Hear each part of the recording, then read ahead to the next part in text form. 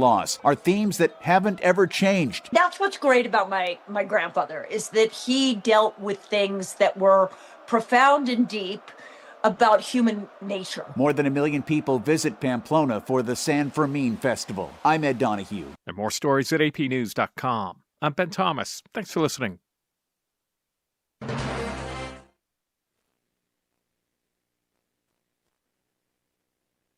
Pat's Tinting and Detailing offers premier services from complete interior cleaning and VIP detailing. And to keep you cool, Pat's also offers factory, ceramic, blacked out, and based-approved auto tinting. For more information, call 647-SLAM. Talking about guns with others might not always feel comfortable, but it could save a life. Here's a way to start a conversation. Your family is going over to your neighbor's home for dinner for the first time. How would you ask if there are any unlocked guns in the home? Hey, we're so excited for tonight. Before we come over, may I ask a few questions? Yeah, of course. Do you have any pets? Yes, we have a dog. Great. Do you have a pool outside? Nope, just a big old backyard. Nice. Another question. Are there any unlocked guns in the home? Our guns are stored securely, locked in a safe that the kids can't access. Awesome. Yeah. Now, let's just talk about what we can bring for dessert. Learn how to have the conversation at agreetoagree.org. A public service announcement brought to you by the Ad Council. As parents, we have a million things running through our minds. Playdates, checkups, groceries, laundry, diapers, work, carpool schedules, picture day, swim team, did we mention diapers, birthday parties, meal prep, lost permission slips, dentist appointments, and the dog that still needs to be walked. So it's easy to make a mistake. Oh, I forgot birthday candles. Sit tight, hon, I'll be right back. We say we'd never put our kids in danger by leaving them in the car alone. Oh, wait, since when are candles not on the baking aisle? But never happens. And temperatures as low as 60 degrees can be deadly for children left behind. So always bring them with you, and every time you park the car, stop, look, lock. Brought to you by NHTSA and the Ad Council. To kids, summer isn't just time off. It's time spent building confidence and curiosity. But when school meals pause, millions of kids lose access to the food they count on during the school year. As a neighbor-led network, Feeding America is deeply rooted in every community, ensuring summer meals continue nourishing growth and potential. Your support puts healthy food within reach, fueling the future for kids and their families. Give now at feedingamerica.org/summerhunger. The road to Adelup is here, and this time we spoke with Democrat candidates, Senator Toriz Terlahi and Senator Sabina Perez. Here is your opportunity to hear how they plan to govern Guam. Watch the conversation on Wave 105's YouTube channel, dated May 28th. This is a glimpse of Guam radio station.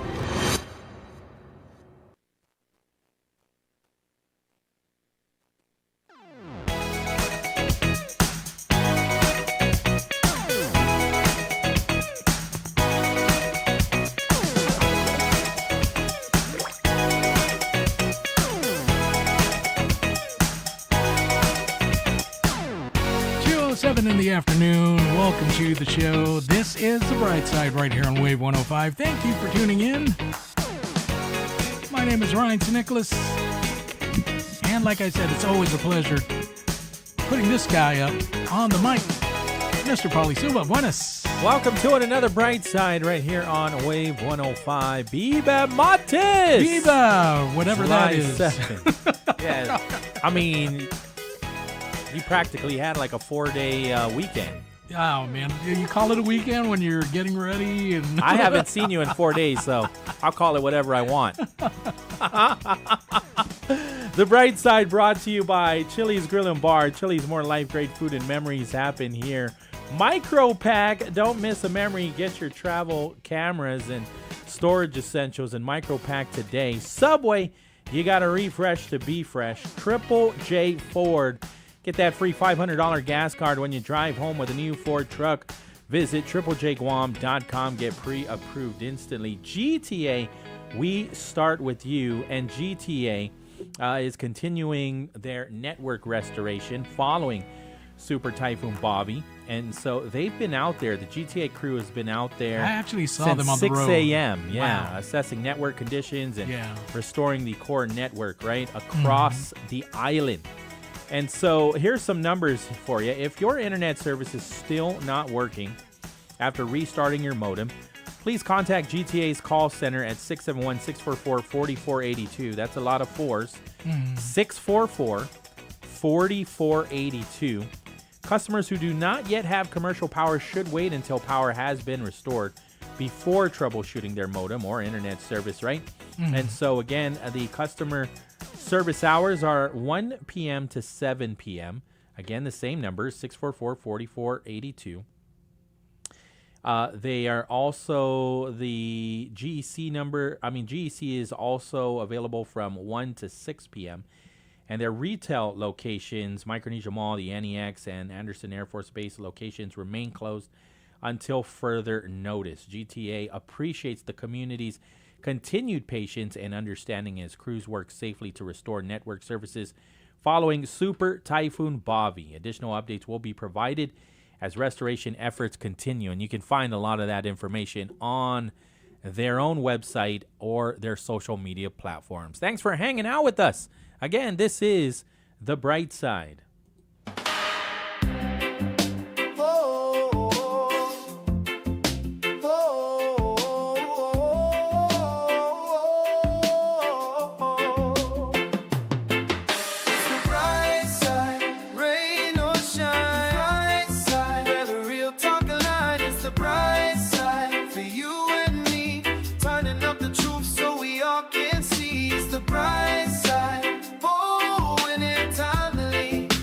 Host brother Pauly, and almighty.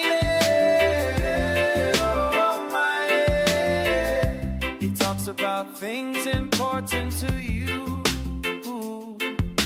Going above the end, gotta fight the virtue. Welcome to it once again. Thanks for hanging out with us. I do have the update from the National Weather Service. Obviously, we already know, right? We're in condition of readiness for Guam now moving into recovery mode after Super Typhoon Bobby. Roads are open. DPW says all major roads that were blocked have now been cleared and are safe to drive. If you see fallen trees, large debris, down power lines, report them to your village mayor. And so remember, when traffic lights do not work, many intersections still have no power. So if a police officer is directing traffic, please follow their hand signals. If there is no officer, then we know that we treat this as a four-way intersection. We got somebody on the line? Yes. All right. Half a day, Wave 105, you're on the air. Hi, good afternoon, Pauly. Good afternoon. Hi, shout-outs to Public Works. Nice. Yes, shout-outs to DPW. Yeah. How are you? I'm great. They're finally cleaning that drainage by the BMW area. By BMW, okay. Yeah. It's like a concrete drainage from the mobile racing song all the way up to the BMW. Okay. So it had like trees in it. Oh, wow. Yeah. So they finally used their backhoe and it's cleaned up. That's good. Usually the water just is right over the drainage. Uh-huh. And there's so much debris in it. Right. Yeah. So you start. Yeah. So at what shout time? out to them and taking care of business. Right. Yeah. Route 11 was impacted tremendously, just like Sinlaku. That's the road where the port is connected to the rest of the island, and so they had to clear that up early this morning. And then they also cleared up a lot of what we saw with Super Typhoon Sinlaku again on Route 1 in the East Taganya Anigua area. So that's probably why it took a while to bring those the heavy equipment up to what you are seeing, because they were. Yeah, we're here in between Deredo and Jigo. Yeah. And so there was a lot of clearance that they had to do, and so you can imagine why it was important to get Route 11 cleared up quick, right? Because the port needed. Yeah, I give shout outs to those guys, man. Yeah. And actually government's closed, but these guys come out and take care of business. Yes, absolutely. You know, And you know what I'm saying? and the GPA bucket truck, the linemen, I mean, they just came back from Saipan, and here they are helping with us, right? Yeah, I did see some of them by the Waising Song mobile area. There you go. Yeah, they were there hooking up some line. I don't know. But, yeah. Yeah, and so this time around, from what we have been told, minimal damage to the power infrastructure, right? Not to say that there isn't, because there was some. But I'm hoping, and, you know, we got to just continue to be patient and support each other. Oh, definitely, definitely. Because I know after Typhoon Sinlaku, people are like, hey, where's my power? The typhoon wasn't even that bad. We didn't even get hit. I'm like, well, there's a lot of coverage, right? There's a lot that that's true. that we got to cover. And so, I mean, I think we were able to get the whole island, or at least 90% of the island, energized in like 3 or 4 days, which, you know, is something that, you know, I know that they can always improve on, but it's definitely not something to complain about. Correct. I live by the mobile subway. Okay. And it took almost 3 weeks for power to get hooked up in the area. Yeah. But I was told that there was a down line in the area. Yeah. So they had to get to it, but they're trying to take up other places before they hit our area. That was the same. Which I understand. Yeah. That was the same issue with us, too. I'm in like a smaller community where not too many houses are in the area. And so, unfortunately, because of that, you know, they're trying to get to us. And so it took a while to get to us. They had to make sure all the lines that connect to where I'm at were all energized, and the substations needed to be military, energized GPD, and, you know, 'cause these guys are out there right now. And, you know... Did I lose you? I think we Oh, lost man. Sorry. We didn't mean to hang up on you. Again, All the right. infrastructure is fragile, right? And that was kind of the case all throughout the, obviously, because Super Typhoon Bobby was already here like late Sunday night into Monday morning. And then, you know, we were doing okay with our infrastructure. We were doing okay broadcasting until about, let me see, like around 10:15, right when we were going to go live. We were holding off till we were at the closest point of approach, which now hindsight, you know, is 2020. We probably should have got on a little earlier. As far as the YouTube, we were obviously pushing out information from 12 p.m. Sunday all the way into the night. I took a shift from 10 p.m. to 2 a.m. And then, you know, we were going to just go on the air. We were going to go on with Landon at the closest point of approach, was 10 a.m. However, once we were at the closest point of approach, the winds definitely picked up and took us out. And so we didn't get back on until maybe around 6 p.m. We were at least broadcasting on our websites and on our app, but we were definitely not on our FM transmitter. And so the FM transmitter finally kicked back on. I think no technician went. I think it was, you know, the grace of God that said, you know what? We need to put Pauly and Patty and the Power 98 team back on. So I'm just going to say, good because it was all the of angels that put us the other back radio on. stations were off. Yeah. And the one station that was Well, on, because we're the favorites. Yeah, So. of course. Yeah. But this morning, Patty was the only one on, yes. pumping out information, which I thought was really good. So No, honestly, a lot of the people that do radio with us, whether they're our competitors or not, they're definitely our colleagues, and there's a lot of infrastructure issues that we all endure. And so, you know, I'm just grateful to be part of this industry. And so anybody else that is in the industry, you can relate. So I absolutely respect every single one of them. Yeah. Is he back on? No. Oh. It's another caller. Oh, yeah, we'll take it. Yeah. Buenas, Afade. Afade Wave 105, you're on the air. Okay. Afade, senor, how are you? How's the ranch? Oh, man. Oh, man. What happened? Yeah. lost some of my papaya and half of the ranch. No, the reason why I called in is primary wire down on the ground, right before you get to Papa Music Store. Down wire. Yeah, the primary line. Right, it's the primary line. I'm writing this down. Right by Papa Nidzo. Right before coming from town, before you get to Papa Music Store. In Lahan. So what is happening with the motorists? Are they? It's not safe to drive the roadway there? It's not the shoulder of the highway. Oh, okay, it's on the shoulder. Okay. No, it's not at the main road. Okay. It's on the side. Do you know if GPA is aware? I don't think so. Do you want me to give you the number? I'm not the ranch. Okay. Well, if I get you do that, call them up just to make them aware that this, the primary line. If I get in touch with them, I will. I'll give them the information for sure. Okay. Okay. How's everything else though? Oh, once how I just finished cleaning the outside, blowing out those trees.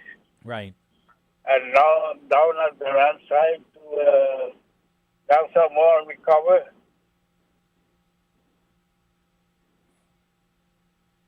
How's the actual ranch? It's okay because I know it's It's okay. Man, when did you build that ranch? When did you construct it? More than The 40 house. years ago. The house. How many years ago? Maybe more than 40 years No, ago. more than 40. So it withstood all of those typhoons. You never had to repair it? What about the roof? Only the side. Only the side. Yeah, only the side. That's pretty impressive.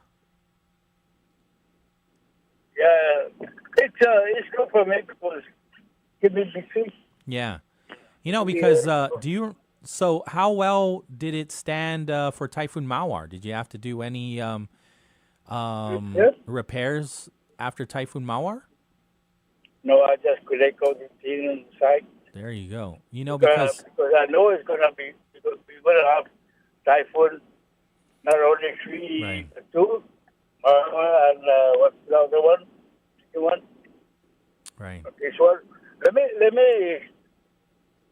Maybe I'm saying this to scare somebody. As long as there's no hurricane in the Atlantic area, we're gonna be having typhoon on our side. On our side. Yeah, and my brother called me this morning. I'm going around to the Northern Marianas and Guam is some major disaster. It's national news. Oh yeah. The Islet brothers were getting they were being interviewed like almost every hour by different news outlet. I was surprised when my brother called me to check me out. How's the family doing? And I told him what happened. And he told me that it's a major typhoon. Yeah. They're getting the information before you.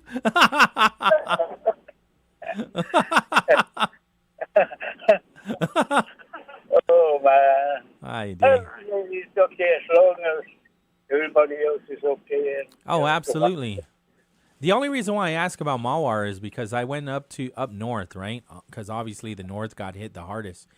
I went up north after Typhoon Mawar, and so many ranch houses were completely decimated. Yeah, northern area is the worst. Yeah.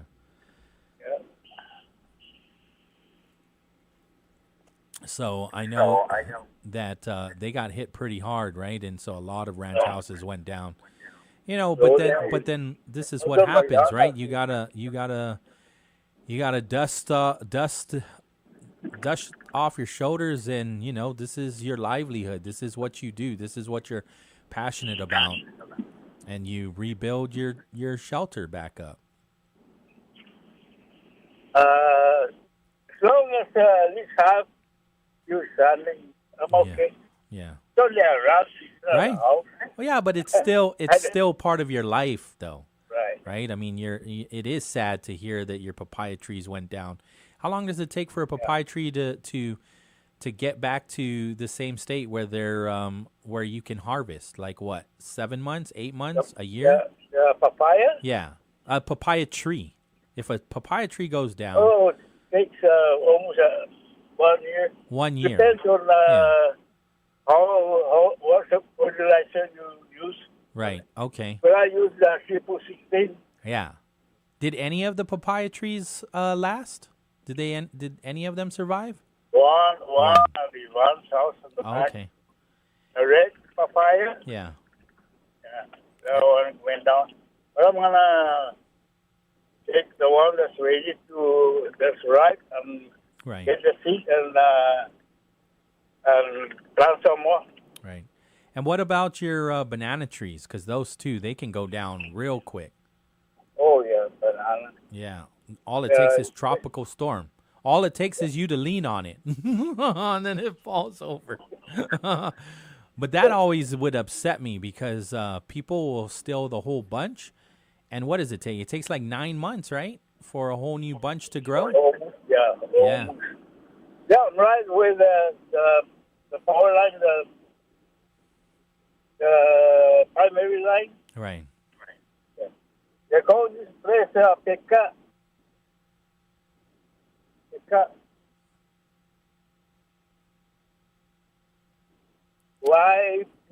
Y-P-E-C-A.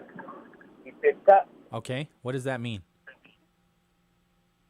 That's the mobile station. Oh. Is there a translation? We used to stay. We used to live at Pekka area. Why did you move? Typhoon? Oh, the typhoon. Yeah. Understood, senor. So yeah, I have this information down. When we moved from Pekka up to Malolo. Uh-huh. Yeah. That's usually the case, though, right? I mean, that's what most of the people that live in Malolo. And Malolo is a subdivision. Right. Government work subdivision. Well, what's the history behind it? Most of the people that live in Malolo are former residents of Old Inalahan, right? Yes, this is what happens if you have time. I have time. The village right close to the shoreline, Okay.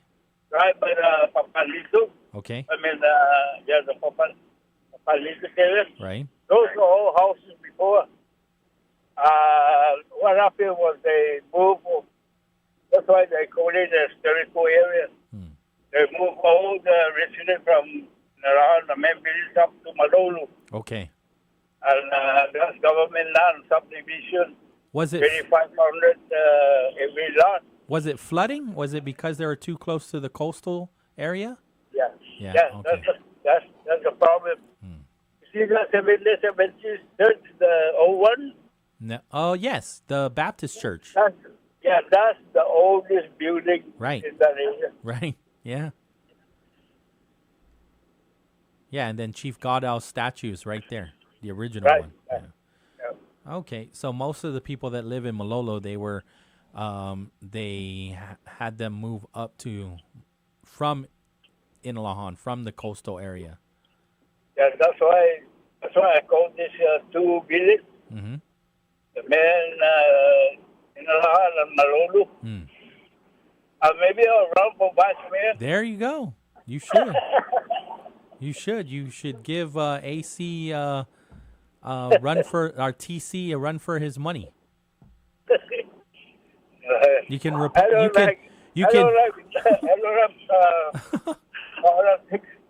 you could run on the Republican side. I'll vote, but I don't campaign for nobody. Understood. I've been voting till the day I thought I've been qualified to vote. There you That go. is what 18 years old. Yeah. Yeah. But other than that, other than this down line, how's everybody else down in Inalahan? Oh, And they're Malolo? okay. They're Yeah. just driving around. That's good. And all of the roadways are clear and people can drive in and out? Yeah. What about I mean, I understand this is on the east side, and most of the damage was on the west side as far as the coastline. But when you... I can know Yeah.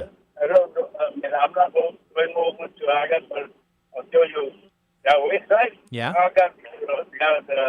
Agat Marina. Yeah, that's what I'm thinking. And Nimitz Beach.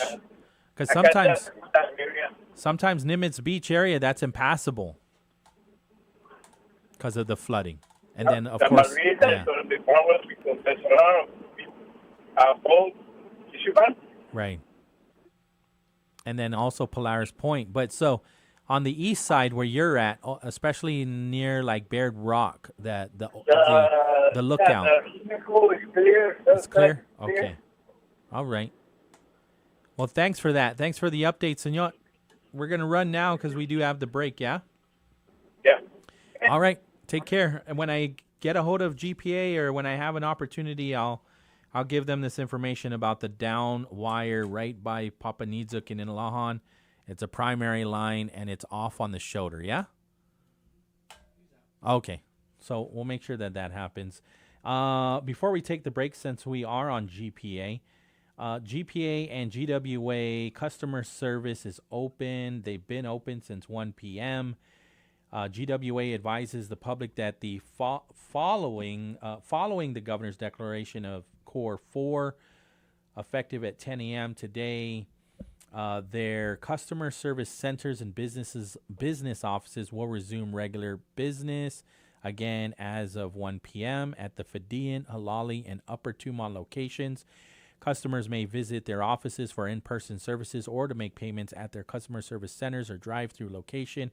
Again, at the Fidian main office, Monday through Friday, 7 a.m. to 5 p.m. At the Halali office in Hagana, all the way until 5 p.m. today. At the Upper Tumon office until 6 p.m. today. Again, they're open on Saturday, 8 to 12. You've got the Upper Tumon payment drive-through that is open until 3:30 today. And then Saturday, 8 to 12. Customers may use the following online and phone payment methods. Online payment service, paygpa.com. That's working. Paygwa.com. You also have the GPA Pay by Phone at 671-647-5787. 647-5787. You've got the GPA 24-hour automated payment system at 1-855-712-9696. That's 1-855-712-9696. You have the GWA 24-hour pay by phone at 671-647-4729, 647-4729. So even with all of the issues, right, GWA and GPA is saying, you know what, you still owe us money and we are open for business. We still need to pay our bonds. But as far as restoration, right, GPA crews are working across the island as of 8 a.m. 63% of substations have power. 22% of power circuits are back on. About 14% of customers have electricity restored. So, I mean, Marine Corps Base Camp Blas stayed on. Anderson stayed on. I believe GMH stayed on. Are they counting those? Tumont. Yeah, they definitely counted them. No, they're customers. A part of the 14% that is energized? Well, 14% of customers have electricity restored, and so they have power bills too. So, and so even if your neighborhood has electricity, maybe your circuit may not be restored yet. A transformer or power line near your home may still need repairs, or your home may be part of a smaller outage. GPA is saying it already knows where outages are through its smart meter system. Yeah, I'm going to do a shout out here for GPA. Transformer blew up during the storm, Santa Cruz, right behind Cochules. So it's right before, right after you go in to Cochules. Okay. Between the Dongos apartments and Cochules in Chalampago, you go straight down, that transformer right there. I used to think that you can identify a transformer that is no longer operating. because it's darkness. Yeah. However, even the darkness ones can still work. Yeah, no, I mean, because it's like, it's almost like a carburetor, right? You just, Yeah. refurbish it and then go take it out. I was like, that one blew up, that one blew up, that one blew up, and I'm counting all the black ones. That's why. but that doesn't mean they don't work. Yeah. You could still take the shell, because it's only the shell that's really darkness. Yeah. And inside the wires, change You should up at the least wires. wipe it down or something. Yeah. Right? So we can really be able to identify. Because just by counting darkness transformers doesn't really, that's not an effective way to count them anymore. Yeah. Let me see here. As far as, obviously, never touch down power lines. They could still be energized. And then as far as water restoration, 68 water wells are operating using generators. The Ugam water treatment plant is back online using generator power.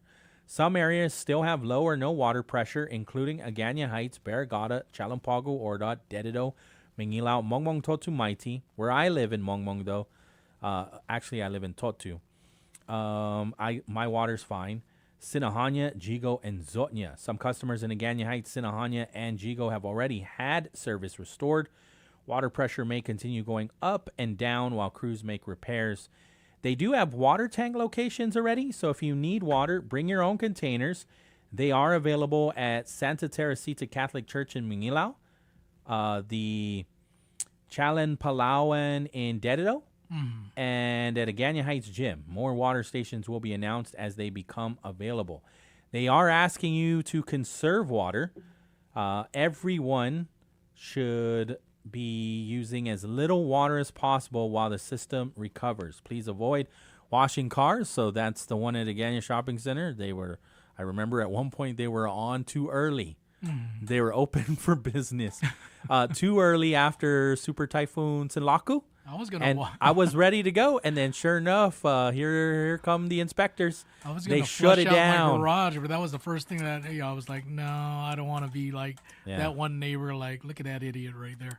Everybody had to go home. There was a long line of cars. Some cars were able to get their car washed, I remember.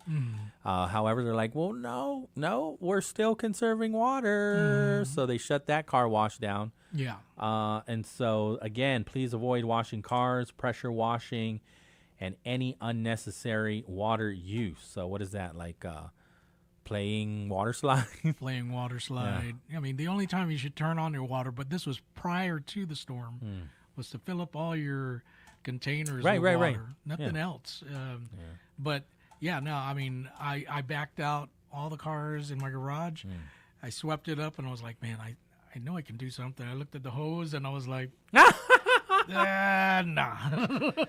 Depending on the angle of your house. Yeah. Right? Oh no, the wind. Where was that? Where the garage was at? The wind was coming. I was the how visible that garage is from the road, though. It's like I'm off the main road, so they're coming in. Right? Then what does it matter? Snitches get stitches. Yeah. Nobody gonna bother you, Ryan. Better not. I'll take a shot out. Hey, that neighbor right there, the blue and white house? Ryan deserves a clean garage. All right. Yeah. Calm down. No, but I washed my clothes prior, so I'm just waiting. That's another thing, too, yeah. I mean, the laundromats are going to be packed real quick if they're not already. Yeah. That usually is the case. But I wonder, with them asking, I don't know if this is a kind reminder or if it's a demand. We'll have to double check. Yeah. Like a mandate. Well, anytime water wells are energized by generators, that's an indication right there that you need to conserve. It's probably just it comes down to being respectful, right? Yeah. Like if you're just being completely disrespecting and just like, that you should be conserving. And you're just outright washing your Bigfoot, and those giant tires. Then that's the part where it's just like, if you want to rinse your tires from mud, go down to Pago Bay. Lots of water down there. We'll take the break. We have plenty more information to share. So thanks for hanging out with us here on Wave 105. We are online, thewave105.com. We are also on our YouTube, the Wave 105.1 FM Guam. We are broadcasting on our airwaves as well. If you have data, we also have the Glimpses radio app where we're streaming. Route 99 is streaming, and also Power 98. Awesome. All three Glimpses radio stations are energized. So we'll take the break. This is Wave 105. From Jigo to Molesso, if Guam's talking about it, you'll hear it on Wave 105. Close your eyes and open your senses. Introducing the all-new 2026 Mazda CX-5. Thoughtfully redesigned with a refined interior, larger 15.6-inch touchscreen display, advanced connectivity, and Mazda's signature driving experience. Enjoy elevated comfort, intuitive technology, and craftsmanship designed around you. The all-new 2026 Mazda CX-5 Sport is available from $29,995 or just $198 per paycheck. Get pre-approved instantly at triplejguam.com. My name is Erica. My son, Kason, is a patient at Shriners Children. My oldest called me and said Kason got burnt. The trauma doctor came in and said he needs to go to Shriners. His injury was a big injury, and I think a testament to the care that we provide. He's fully functional. He's riding his dirt bike, doing all of the things that you would want him to do. We're just so thankful that Kason is still here. Go online right now to loveshriners.org.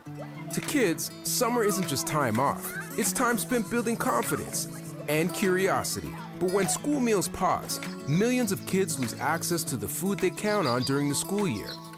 As a neighbor-led network, Feeding America is deeply rooted in every community, ensuring summer meals continue nourishing growth and potential. Your support puts healthy food within reach, fueling the future for kids and their families. Give now at feedingamerica.org/summerhunger.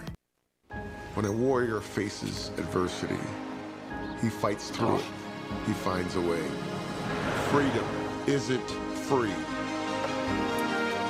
Rolling strong. Belief. Believe you can, and you will. Wheelchairs for Warriors provides mobility solutions to veterans and first responders injured in the line of duty. Join the mission and visit wheelchairsforwarriors.org. The road to Adelup is set. This time, we sit down with Democrat candidates Senator Joe San Agustin and former Senator Dwayne San Nicolas. Catch the full conversation that took place on May 8 on the Wave 105 YouTube channel. Stay informed and hear their vision for Guam's future. Wave 105 is a Glimpses of Guam radio station.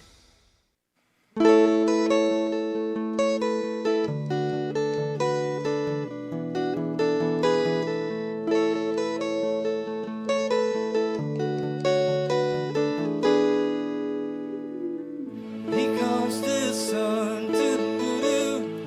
Here comes the sun, and I say it's alright.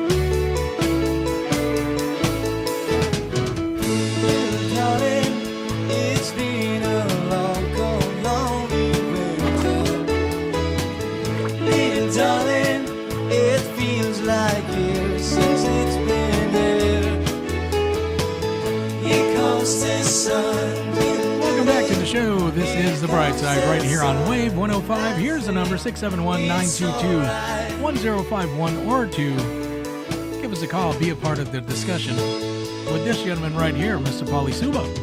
We do have an update from GCC, and their post-secondary classes will resume Monday, July 13th. Okay. So you got if you take any post-secondary classes for the summer, you got all of this week to, to recover from the Super Typhoon Bobby, right? It says here, this is inclusive of their CT summer program, the Reach for College Summer Bridge program, and boot camps. All scheduled tests for this week will be rescheduled. The closure allows the college to ensure the safety of its students, the public, and its employees in the wake of Super Typhoon Bobby. If there is a change to the announcement that I just shared, that will be sent via the GCC website. They'll also pass that information on to us here and all the other media outlets as well to share out to the community. So again, GCC announces that their post-secondary classes And that includes the CET Summer Program, the Reach for College Summer Bridge Program, and boot camps are all resuming next Monday, July 13. And all scheduled tests for this week have been rescheduled. All right, so let's see here. Again, roads are open. DPW, like one of our callers said, shout outs to DPW. They were clearing up some of the roadways up north by the BMW area, right? There were even like trees and branches that were clogging up the one of the gutters there, and so they cleared that up. And so if you see fallen trees, large debris, down power lines, report them to your village mayor. And then, of course, there are still many traffic lights not working. So if you see a police officer directing traffic, or maybe even the National Guard, I'm not sure if the National Guard has been tapped for that responsibility yet. Haven't seen any. I just seen GPD on the way to work. And this was all throughout Route 1. Right. Just follow the directions from the officer. And then if there is no officer present at these intersections, treat it like a four-way stop. Come to a complete stop. The first vehicle to stop goes first. If two cars stop together, the driver on the left yields to the driver on the right. We know this, right? Left-turning vehicles must wait for vehicles going straight. Drive slowly and watch carefully for pedestrians and bicyclists. I'm not too sure if there's any, but on the way up, Harmon Loop, that intersection there, no police officers. So, yeah. Oh, where McDonald's is? That Harmon Loop intersection? And this was out probably That's a major intersection, too. Probably about an hour ago when I passed by. Hopefully there is somebody there. Right. Yeah. And again, water tankers are available at Santa Teresita Catholic Church in Manilao, also Agana Heights Gym, and the Chalan Palawan in Dedido. More water stations will be announced as they become available. Remember, GWA is asking everyone to use as little water as possible while the system recovers. Please avoid washing cars, pressure washing, and any unnecessary water use. Inspectors will be checking homes and businesses to ensure everyone is conserving water. So, yeah, that's more of a mandate when the inspectors are coming out. Oh, yeah. Yeah. And so stay out of the ocean, right? And so even though the storm has passed, but the ocean is still extremely dangerous. And so dangerous waves up to 20 feet, coastal flooding remains possible. High surf continues through Thursday. And so please do not go out into the water. I know that can be very enticing. There were quite a few videos that I saw of people still swimming and surfing and kite surfing in Core 1. Wow. Yeah, I was actually surprised to see that. Geez, right after Sinlock, we have people all over taking selfies at the beach. And the all clear wasn't even given yet. Yeah. Again, earlier today, Governor Lulian Guerrero, the Lieutenant Governor, DPW, and emergency officials completed their initial damage assessment in the morning. And so, even though we're in Core 4, not everything is open, right? I mean, Gov Guam is not going to open until tomorrow. Well, essential workers were asked to come in already. Or call your supervisor. Right. And so not every Gov Guam worker is essential, so you would follow directions from your supervisor. Your supervisor would tell you. But other than the autonomous agencies, because the customer service offices, especially the offices where they collect their money, like I just shared with you, the GPA, GWA, they've opened up since 1 p.m. But a lot of the Gov Guam agencies that you got to go to, DRT's not opening up today. Yeah. They'll open tomorrow. And so, and don't forget, too, I know Jason was saying how he has been, Sinlaku did a number on him, right? And so that 988 number has always been available. It's 24/7. It's available to you right now. And yeah, I mean, it's one of those things too. We just got over Super Typhoon Sinlaku, and obviously our brothers and sisters were impacted even more so. And yeah, we didn't get the eye on this either, but it's it's a break in your regular day. The power shuts off and strong winds, are just for hours at a time. It can take a toll on your physical state and most definitely your mental state. And so take advantage of that number, because those people are there and available to listen. And it's free. It's again, the number is 988. You can also text 988. Let me see here. The Guam Regional Transit Authority, they have both their fixed route and paratransit services. They resumed at 2 p.m. today. Okay. So, again, for more information, you can contact the Transit Management Center at 671-647-7433, 647-7433, or 7434.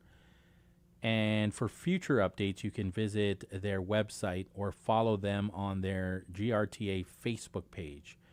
So once again, they resume their normal operations for both their fixed route and paratransit services.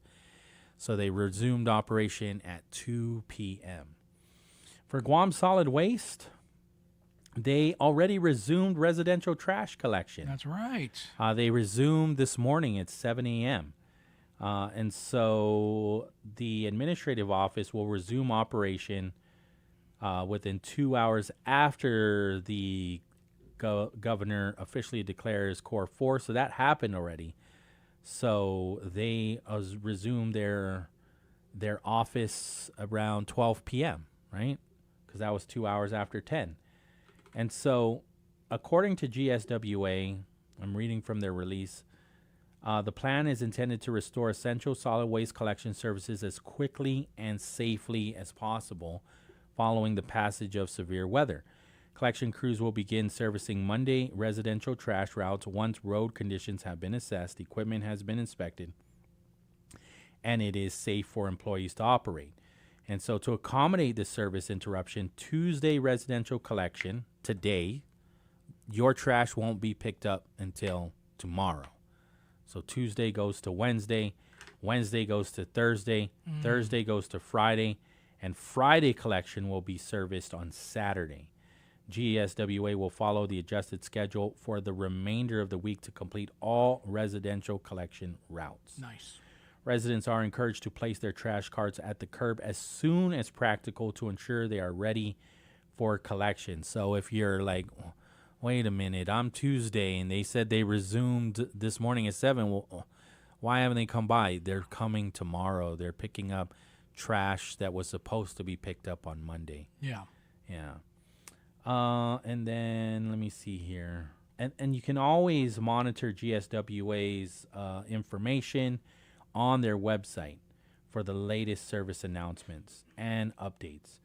So the judiciary, they opened up at 2 p.m. Well, partially reopened.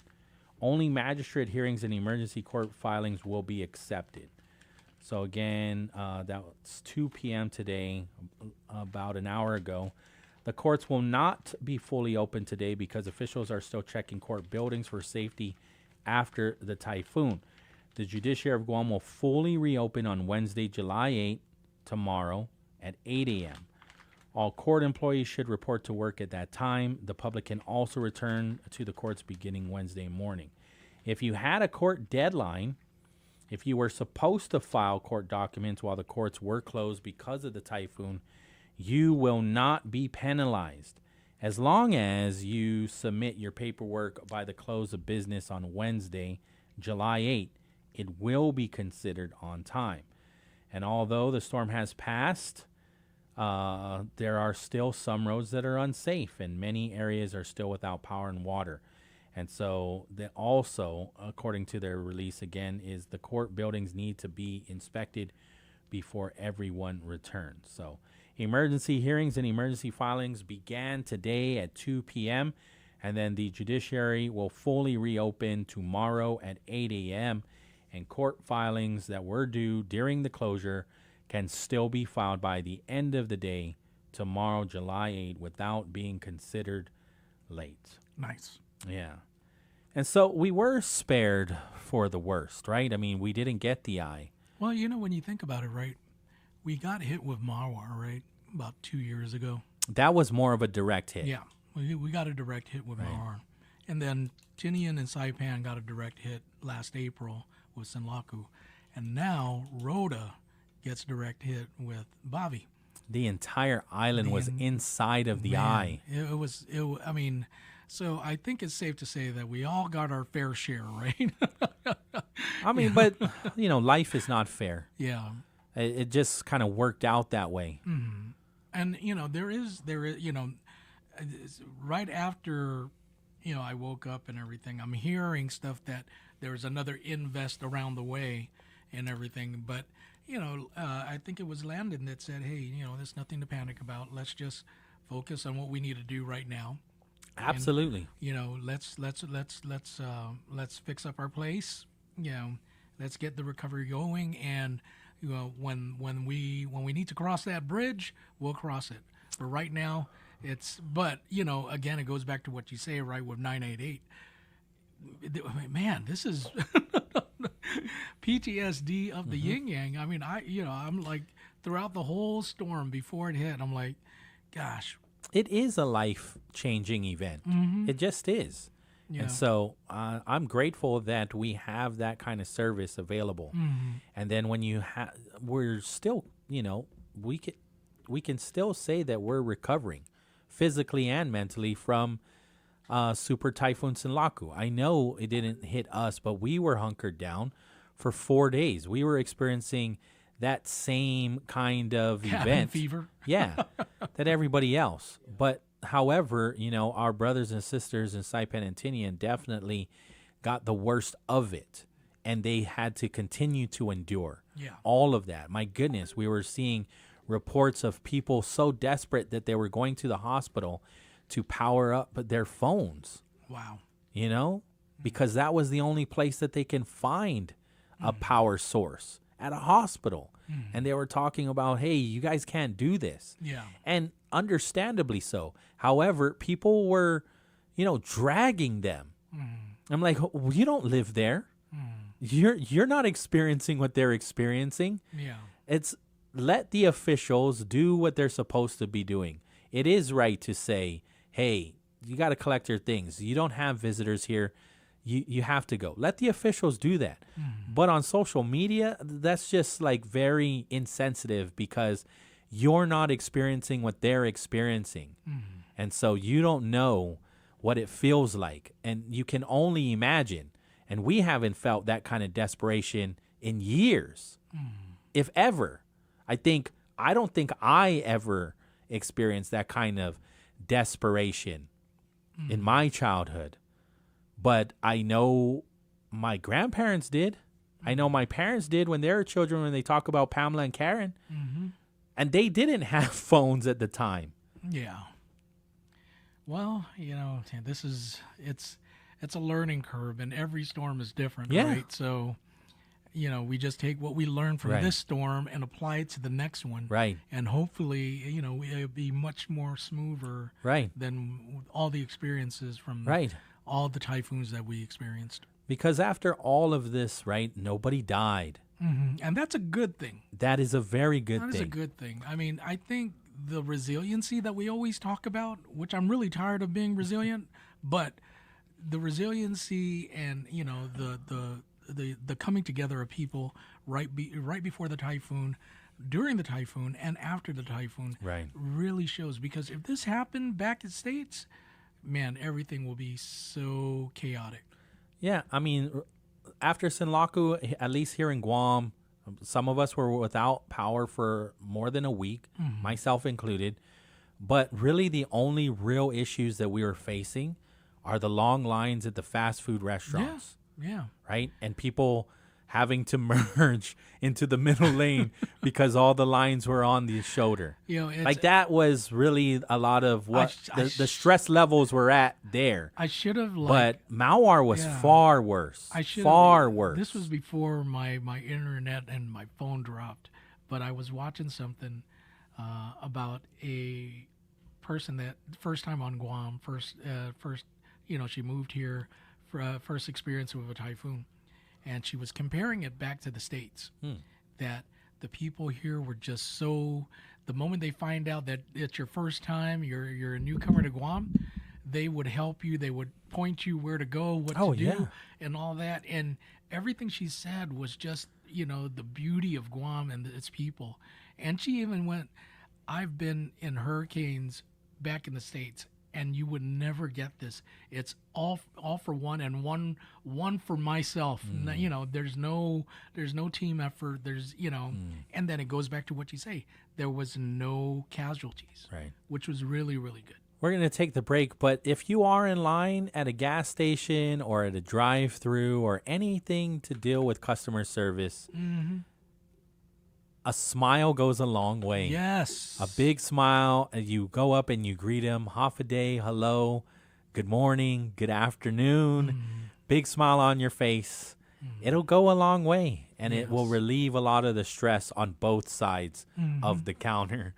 We'll take the break, 3 o'clock on the dot, KGUM FM in Dededo, Guam. KGUM FM, Dededo, the talk of Guam. This is Wave 105.1 FM, a Glimpses media radio station.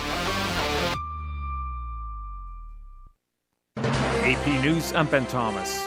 Russia carried out another massive missile and drone attack on Ukraine today. At least 22 people killed in and around the capital. Samya Kulab reports from Kyiv. The assault highlights gaps in Ukraine's air defenses, particularly the need for more U.S.-made Patriot systems. The Air Force says that while many of the cruise missiles and drones were intercepted, all 29 ballistics reached their target. They're saying that Russia is taking advantage of a Ukrainian vulnerability, and Ukrainian President Volodymyr Zelensky is pressing on the United States and European allies to replenish stocks, saying that every moment of delay will only encourage Russia further to strike civilian centers. The attack came ahead of this week's NATO summit. Sung-Min Kim reports from the White House. President Trump leaves tonight. President Trump's had a rocky and very contentious relationship, not just with the broader alliance, but also with individual countries in the NATO alliance. Now, every country in NATO pledges to spend a certain level of their GDP on defense spending. And President Trump has been angry for years that a lot of NATO countries don't actually fulfill that defense spending pledge. He says the United States picks up too much of the tab. I just want loyalty. We're so loyal to them. So we're going to be watching how he behaves at NATO this week, how he interacts with other NATO leaders and his attitude towards them, particularly as the alliance deals with very thorny issues such as the war in Ukraine. Hamas says it's dissolved its government in Gaza and is preparing to transfer power to a UN-backed technical committee. While Charles Deladesma reports in Tehran. Mourners dressed in black flooded into Iran's capital, part of the funeral of the late Supreme Leader Ayatollah Ali Khamenei, with throngs of people calling for the death of President Donald Trump. As for oil prices, Brent crude settled just below $72 per barrel, close to where it was before the U.S. and Israel attacked Iran in February. This is AP News. At the World Cup, Spain's on to the quarterfinals, beating Portugal 1-0, and the U.S. is set to go with striker Folarin Balogun. He will play tonight against Belgium in Seattle. Norway coach Ståle Solbakken calls it bad decision. The Norway coach blames FIFA. It will be over United States now, because if they beat Belgium, it will always have that extra thing about it. Yes, maybe he scores a goal, maybe play a good game, and the Belgium will be furious. President Trump says he called FIFA's president asking for a review. That wasn't a foul. That wasn't even an infraction. That was two guys running full speed that happened to crash into each other. You can't take your foot and properly place it on somebody else's foot. The president said he did not ask for the red card to be reversed. FIFA says they acted with independence. I'm Ed Donahue. The latest at apnews.com. I'm Ben Thomas. Thanks for listening. AP News, I'm Ben Thomas. Iran's been mourning the death of its supreme leader. Talking about guns with others might not always feel comfortable, but it could save a life. Here's a way to start a conversation. Your family is going over to your neighbor's home for dinner for the first time. How would you ask if there are any unlocked guns in the home? Hey, Hey, we're so excited for tonight. Before we come over, may I ask a few questions? Yeah, of course. Do you have any pets? Yes, we have a dog. Great. Do you have a pool outside? Nope, just a big old backyard. Nice. Another question.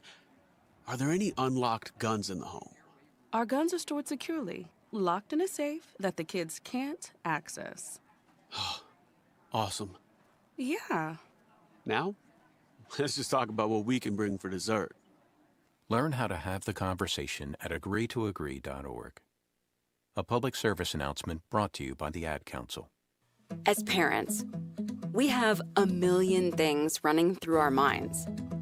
Playdates, checkups, groceries, laundry, diapers, work, carpool schedules, picture day, swim team, did we mention diapers, birthday parties, meal prep, lost permission slips, dentist appointments, and the dog that still needs to be walked. So it's easy to make a mistake. Oh, I forgot birthday candles. Sit tight, hon, I'll be right back. We say we'd never put our kids in danger by leaving them in the car alone. Oh, wait, since when are candles not on the baking aisle? But never happens. And temperatures as low as 60 degrees can be deadly for children left behind. So always bring them with you, and every time you park the car, stop, look, lock. Brought to you by NHTSA and the Ad Council. With decades experience in Guam and the region, Take Care members have access to the largest offering of free fitness classes and health education programs. Membership also includes the high-quality credentialed network of on- and off-island healthcare providers and the one-stop FHB Health Center and urgent care. Ask for Take Care. Call 671-647-3526. Go to takecareasia.com for more information. Take Care. Our island, your health plan. The road to Adelup is in full swing. We recently spoke with Democrat candidates Lieutenant Governor Josh Tenorio and Senator Tina Munia Barnes to learn more about their vision for Guam. Catch the full conversation that took place on May 26th on the Wave 105's YouTube channel. This is a glimpses of Guam radio station.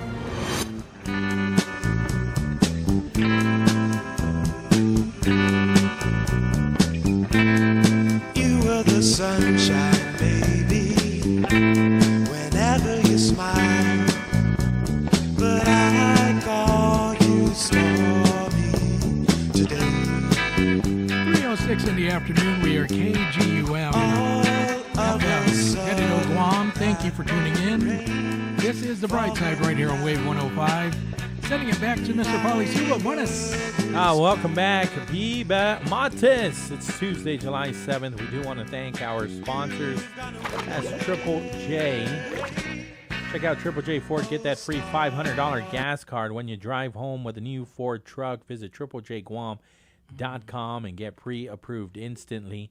GTA, they're continuing the network restoration following Super Typhoon Bobby. And so their crews have been out since 6 a.m. assessing network conditions and restoring core networks, right? And so their call center, they're open until 7 p.m. They were open since 1. Here's the number, 671-644-4482, 671-644-4482. And so GTA, once again, appreciates the community's continued patience and understanding as crews work safely to restore network services following Super Typhoon Bobby. Additional updates will be provided as restoration efforts continue. You can always find those updates as well on their website, on their social media platforms as well. We also want to thank Chili's Grill and Bar. At Chili's, more life-great food and memories happen here. Micro Pack, bringing Guam the brands you trust and the service you deserve since 1968. And Subway, you got to refresh to be fresh. We do have the director of the Guam Election Commission, and that is Director Maria Pangilinan. Half a day, Director? Half a day, sir. Half a day. Thank you so much for reaching out to us. I know today was supposed to be the day a whole lot of us got to vote already.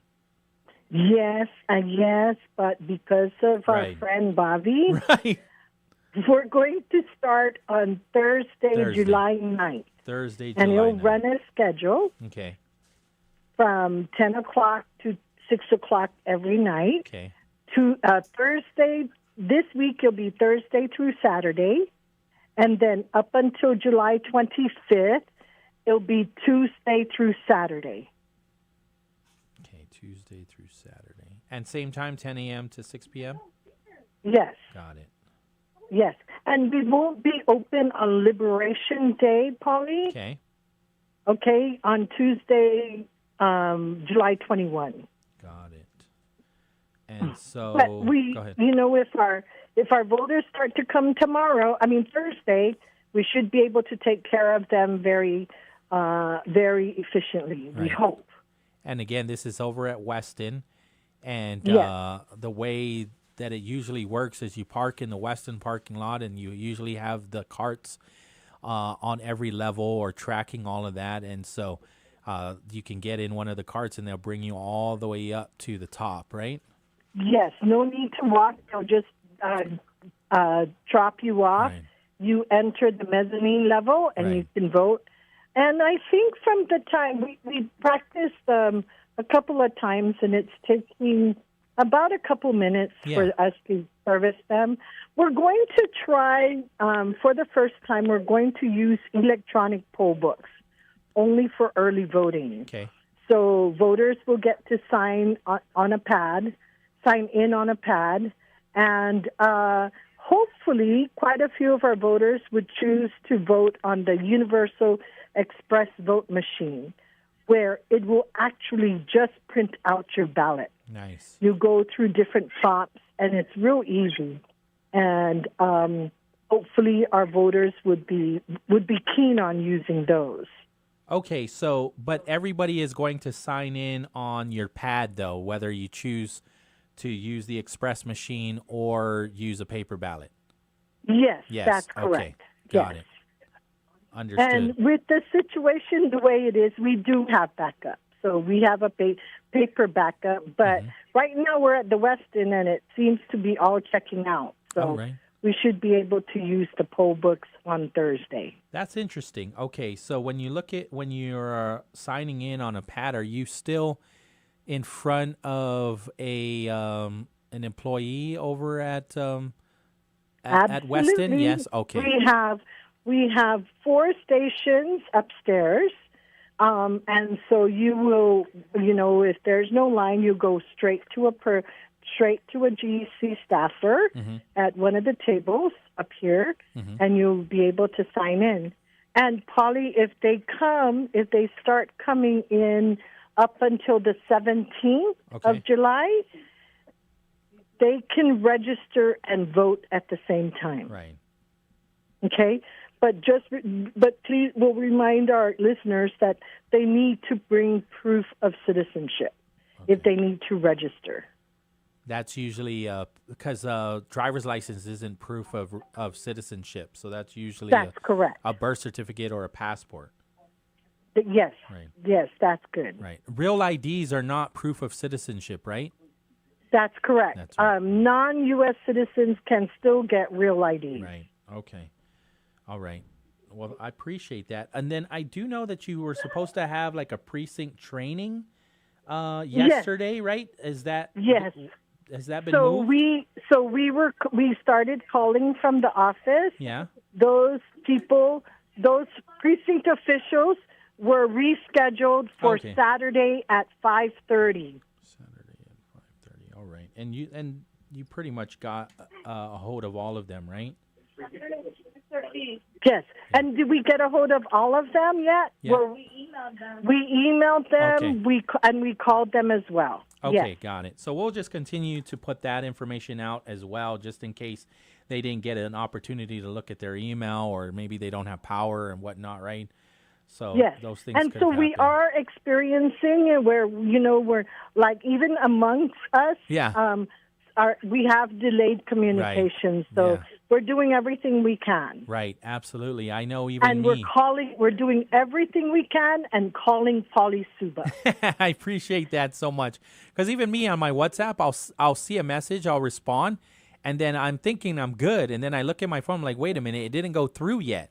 And so there are a bunch of blind spots or dead spots. Okay. Yeah. So district registrars will be at the mayor's offices Okay. starting July 13th all the way to July 17th. And people can go to their mayor's offices to register to vote up to 8 o'clock every night. Do you have to Monday through Friday. Do you have to set up that appointment? Do you have to call the mayor's office to double check and make sure the district registrar is there, or are they usually employees of the mayor's office? There will be 2 at every mayor's offices, and so one will actually be a mayor's employee, Okay. a mayor's office employee, and the other one will be there with them as well. Okay, so it's not, you don't necessarily have to make the appointment. They're usually always at the mayor's office if you start, again, up until July 13th. July 17th, up until July 17th. July 17th. July 13th through the 17th. Oh, okay. July 17th is the last day Got to it. register. Got it. Okay, yeah. What And happens? Polly, one Yeah. more thing. Yes. July 17th is also the last day to transfer from one village to another, even for the general election. Okay. From one village. Okay. So what happens if so that's a no. I already know the answer to my question. If I vote in MTM for the primary, I have to vote at MTM for the general. You're so smart. Because the date is already passed, right? So if I want to go and vote down in Hoggett, obviously I have to be a resident of Hoggett. Make sure all of those things happen before July 17, because that's the last day to transfer from village to village. Okay. Yes, and our online voter registration the end for online voter registration, motor voter, and volunteer voter registration is Saturday, July 11th. Okay. Okay, so that's the last day they can register online. And our office will be open too up until 8 o'clock from July 13th through the 17th. Okay. Yeah, that's a lot of information. A lot of all of this we can pull from your website, right? Yes, Yeah, yes. I'm And looking at it our now. flyer with announcing the postponement of early voting, I'll send to you, and then I'll also it should be up on our website pretty soon. Okay. We're currently at Weston. Right. And then please note the last day to submit your absentee application for the primary is Wednesday, July 29. Oh, thank you, Pauly. right? Yes. Yeah. For off island. Right, for off island. And so usually that is, can it just be because you already set up some kind of vacation? Doesn't have to be an emergency off island, right? No, it doesn't. Just so long as you're off island. Right. We need to send it to an off island address. Right. If you're looking for an e-ballot, an electronic ballot, we can email it to the off island voter. Yeah. But they still have to mail it back to us. They cannot email it. They have to mail it back to us.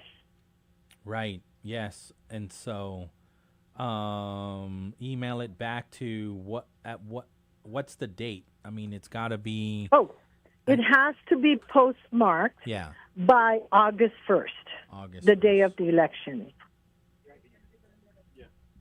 Okay. Are you seeing And- more? Go ahead. And we have to receive it by the 10th day of after the election, and so that would be August 10th, Okay. August 11th, maybe. Okay. Can you clarify to you can now email your ballot or only your application, right? You can, Okay, you can email your application. yeah. You can you have three choices as to how you want to receive the ballot. Okay.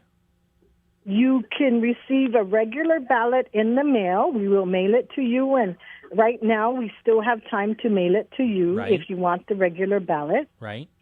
You can receive an electronic ballot.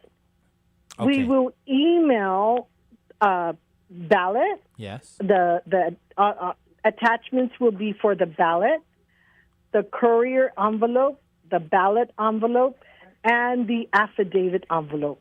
All that will come to you via email. Okay. But how do you send it back? It has to only be through the mail? Correct. Got it. Thanks you for that clarification, because some people are like, oh, if I get it emailed, I could just email it back. We want to ensure it's you. Right, yes. So again, so you can get all of that information, including the envelope, which is interesting. Yes. Yeah. So it'll tell you to download. It will tell you to get number 10 envelopes. Right. And then you can feed the number 10 envelope into your printer, and you should have all 3 envelopes. See that's cool. Mm-hmm. That's very cool. And so with all of that, that's plenty steps. So usually what I just tell my friends who are going off island, like, there's early voting, right? Go before you leave. But at least there are many options, and the more options, the better. I mean, it just, because sometimes people will be, well, I'm leaving. Well, then you do have absentee voting. Well, that's too many steps. Well, then there's early voting. Yeah. And the Guam Election Commission apologizes profusely for not opening today. Oh. We will be, we'll take care of all the details. Yeah. There's lots and lots of details. Right. We'll take care of all of them today. Yes. Do dry runs again tomorrow, and we should be all set for Thursday starting at 10 on July 9th. I'm sure a lot of people will appreciate that, but I'm also sure that there are many people that understand that it's definitely not your fault or your team's fault for why we couldn't open today. I mean, we're still recovering, and we're just one day. Yes. We just had Core 4 announced at 10 a.m., and the last thing on so many people's minds are voting. However, let's put it back on our minds for tomorrow, right? Yes. For Thursday. For Thursday, July 9th, 10 a.m. to 6 p.m. And you're going to stay open all the way till Saturday. And then then when we get to July 25th, then it's Tuesday through Saturday, 10 a.m. to 6 p.m. Yes, starting next week. Right. Got it. And then don't forget, everybody, the early voting Weston location is closed on July 21st for Liberation. Yeah. Yes. Okay. Well, it's Okay. all I very have one exciting. more. Yes. I know it's lots of information, No, but I go do for it. have one more. Yes, please. Our deputized homebound officials are in the office right now. Okay. Though our phones are not working, but we have cell phones for them. They're calling out to make appointments to go out and service our homebound voters starting tomorrow. So if anyone needs homebound services, please call our offices at 477-9791. And if that doesn't work, you can call 671-687-9792. Okay. And if I don't answer the phone, just bear with me. I'll call you back. So the homebound voting service, how do you qualify for that? Man, Pauly, thank you for asking.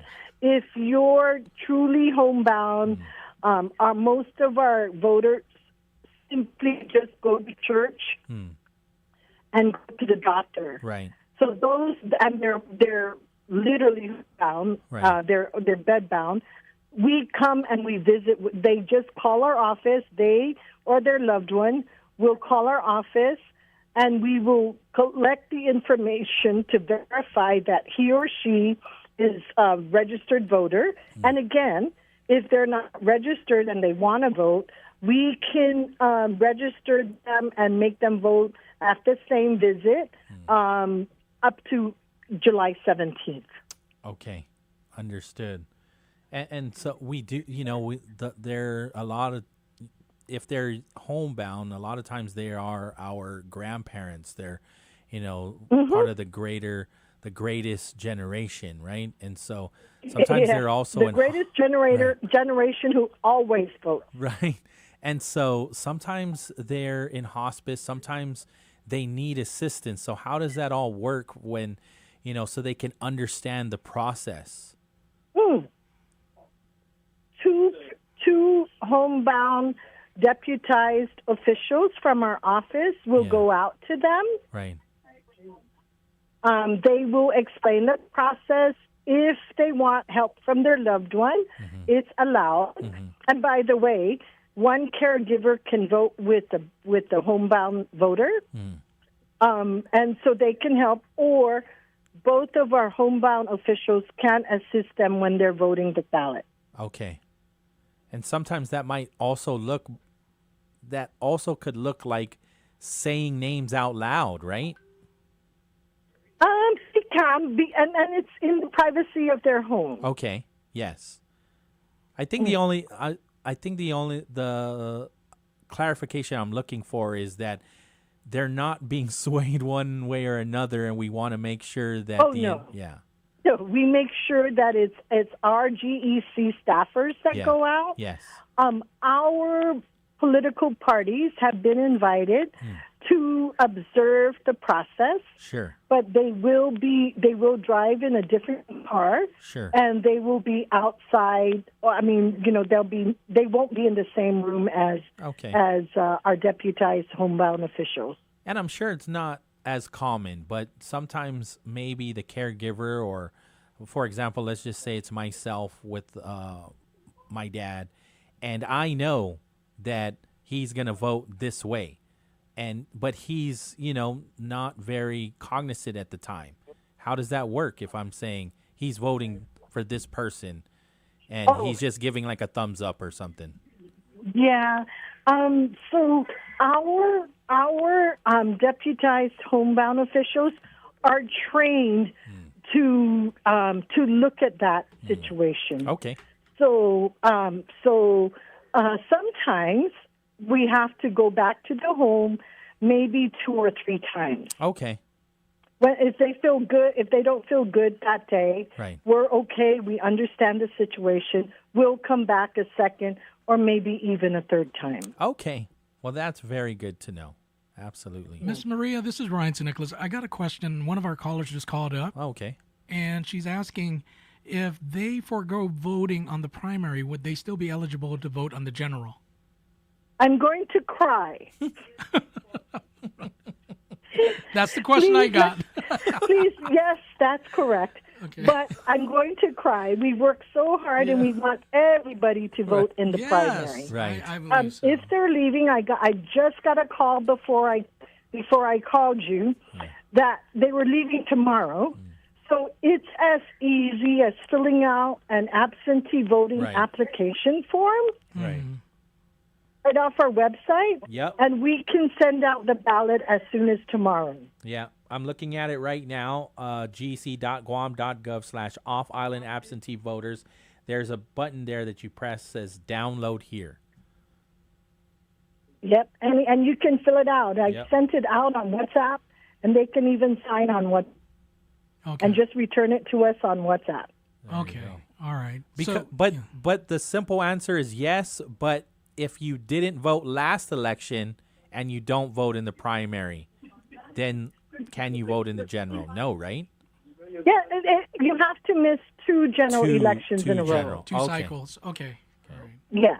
So yes, that person can still vote in the general. But don't make the director cry. That. Right? You can't. Right. We love Maria. Is correct. Right. We love Maria. You cannot make her cry.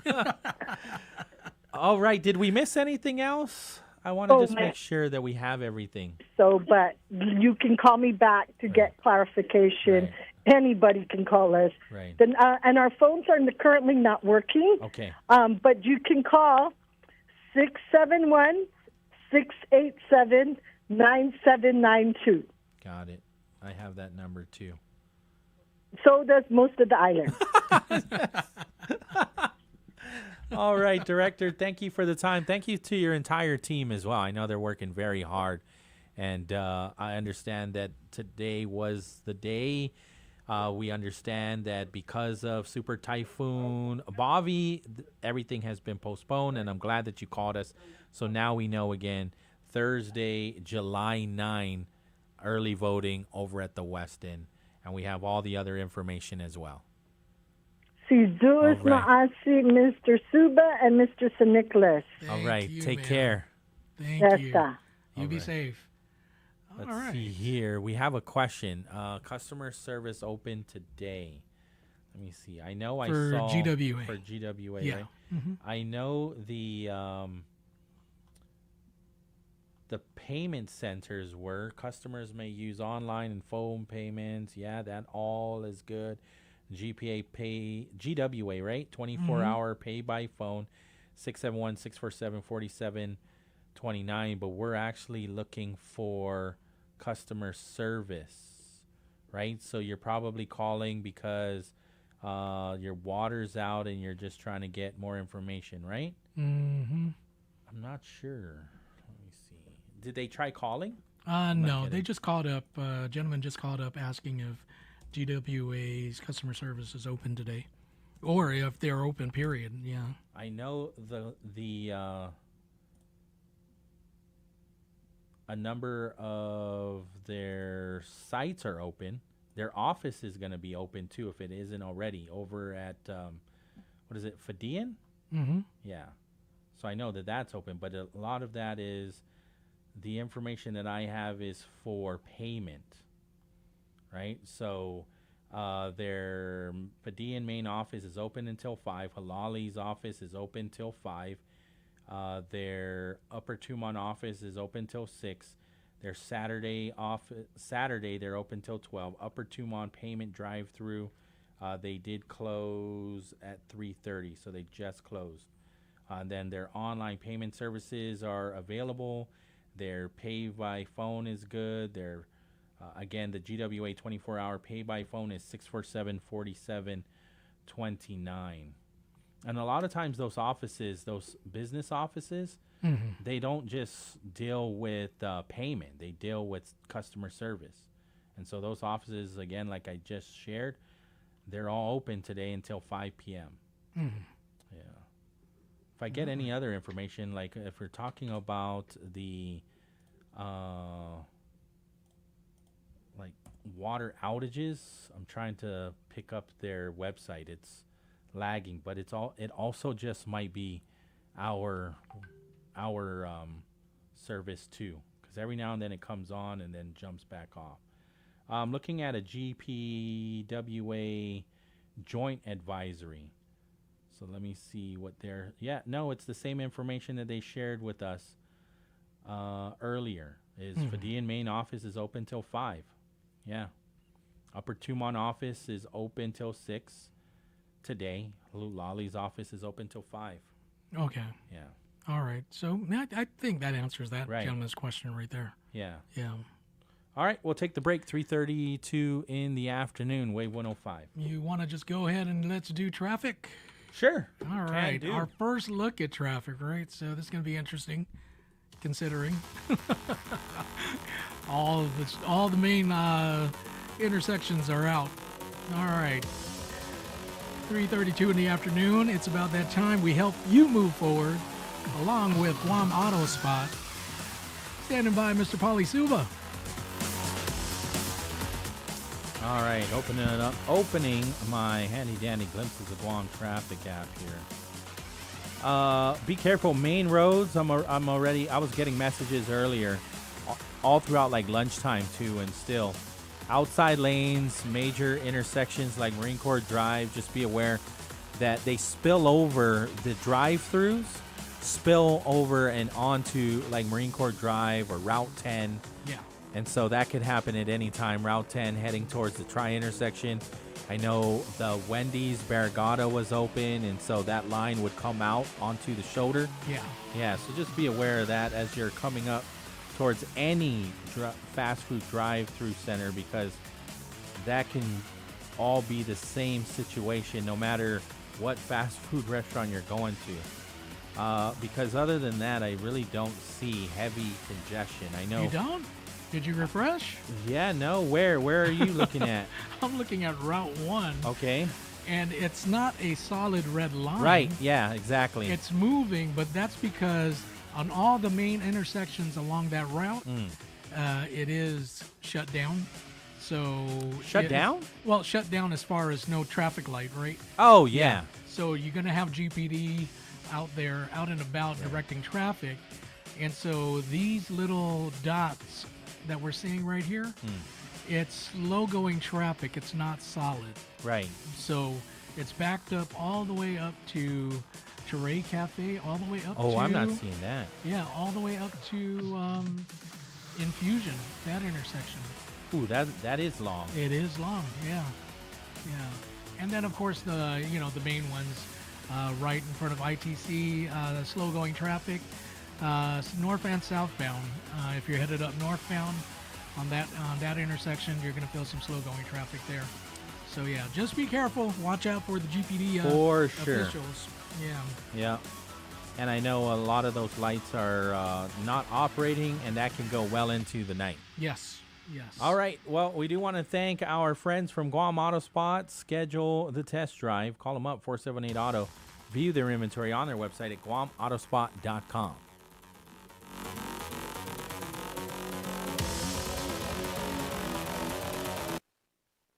Where the coffee is strong, the opinions are stronger, and the vibe is always local. Wave 105, Glimpses Media. Hafide Guam! The Guam Hotel and Restaurant Association invites you to the Fair Trade Show, Guam's premier hospitality and food service event. Join us August 19th and 20th at the Hyatt Regency Guam from 8 a.m. to 5 p.m. Experience hands-on training sessions and exciting culinary competitions featuring professionals, apprentices, and pastry talent. Discover new products, connect with suppliers, and celebrate Guam's hospitality industry. Don't miss Fair 2026. Visit ghra.org for details. My name is Emma. I am 13 years old. 6 years ago, I was injured in a car accident that left me paralyzed from the waist down. Once I completed rehab, my mom applied for a Canine Companion service dog. Last January, I finally got to meet my service dog, Marcia. We quickly developed a very strong bond. Together, we go to my horseback riding lessons, school band practice, swim meets, and archery classes. Together, we pick vegetables, and we like to cut flowers. I love Marcia. She makes me feel like together we can do anything. I can't imagine life without her. She's a part of the family. We are just one of the thousands of teams Canine Companions has paired together over the past 50 years. With your help, we can continue for another 50. Visit canine.org to see the many ways you can change lives. I can tell that we are gonna be friends. Real talent is defined by what people can do, not where they learn to do it. So by stopping at the education section of a resume, you might throw away the perfect hire. Skills First Hiring helps you see talent others miss, like more than 70 million stars, skilled through alternative routes. Let their story unfold and gain a competitive advantage, because hiring managers who start with skills are 60% more likely to find a successful hire. Hire skills first. Learn why at tearthepaperceiling.org. Brought to you by Opportunity at Work and the Ad Council. To kids, summer isn't just time off. It's time spent building confidence and curiosity. But when school meals pause, millions of kids lose access to the food they count on during the school year. As a neighbor-led network, Feeding America is deeply rooted in every community, ensuring summer meals continue nourishing growth and potential. Your support puts healthy food within reach, fueling the future for kids and their families. Give now at feedingamerica.org/summerhunger. My name is Erica, and my son Kason is a patient at Shriners Children. My oldest called me and said Kason got burnt. The trauma doctor came in and said he needs to go to Shriners. His injury was a big injury, and I think a testament to the care that we provide. He's fully functional. He's riding his dirt bike, doing all of the things that you would want him to do. We're just so thankful that Kason is still here. Go online right now to loveshriners.org. To kids, summer isn't just time off. It's time spent building confidence and curiosity. But when school meals pause, millions of kids lose access to the food they count on during the school year. As a neighbor-led network, Feeding America is deeply rooted in every community, ensuring summer meals continue nourishing growth and potential. Your support puts healthy food within reach, fueling the future for kids and their families. Give now at feedingamerica.org/summerhunger. With decades experience in Guam and the region, Take Care members have access to the largest offering of free fitness classes and health education programs. Membership also includes the high-quality credentialed network of on- and off-island healthcare providers and the one-stop FHB Health Center and urgent care. Ask for Take Care. Call 671-647-3526. Go to takecareasia.com for more information. Take Care. Our island, your health plan. The road to Adelup is in full swing. We recently spoke with Democrat candidates Lieutenant Governor Josh Tenorio and Senator Tina Munilla Barnes to learn more about their vision for Guam. Catch the full conversation that took place on May 26th on the Wave 105's YouTube channel. This is a glimpses of Guam radio station. Real conversations, real issues, real Guam. This is Wave 105, the talk of Guam.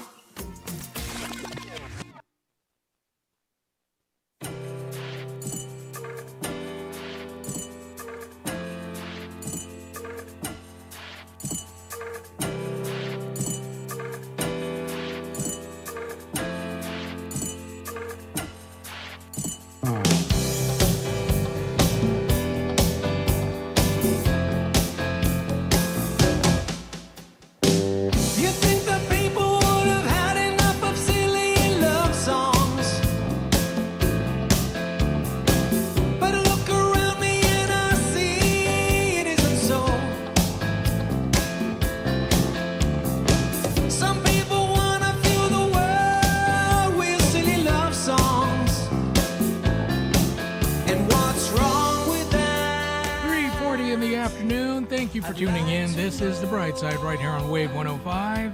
Sending it back to Mr. Pauly Suba. Buenas. All right. Welcome back. I'm looking at the airport updates, right? Okay. So this information came through JIC Recovery Release number 2. So AB Wampat Airport Authority announcing the resumption of flight operations as of 12 p.m. July 7. Airlines have notified the airport of the resumption of the following flights later this afternoon. So JL 941 was scheduled to arrive from Narita at 2:40. It's now coming in at 5:35. United 827 was supposed to come in at 3:45. It's now scheduled to arrive here in Guam at 5:32. That's really close to JL 941. They're both coming out of Narita. UA 3017 coming out of Koror. That's that's remains the same, 551. UA 150 is coming in, was supposed to be 350, now 512. That's coming in from Kansai. UA 201 was supposed to come in at 6 o'clock today. That's coming from Honolulu, now at 8:12 this evening. UA 197 from Narita is going to come in at the time that it was scheduled, 9:45. And then KE 417 has the same arrival time of 11:55, and that's coming in from Incheon. Departure times. So JL 942 is set to depart, was set to depart at 16, that's 4:40. Now it's leaving at 7:35 tonight and headed to Narita. Everybody else is on schedule, right? UA 873 to Japan, to Narita. Scheduled to depart again at 5 p.m. UA 193, that's going to Koror, that's going to Palau, 705. UA 183, 715, that's going to Manila.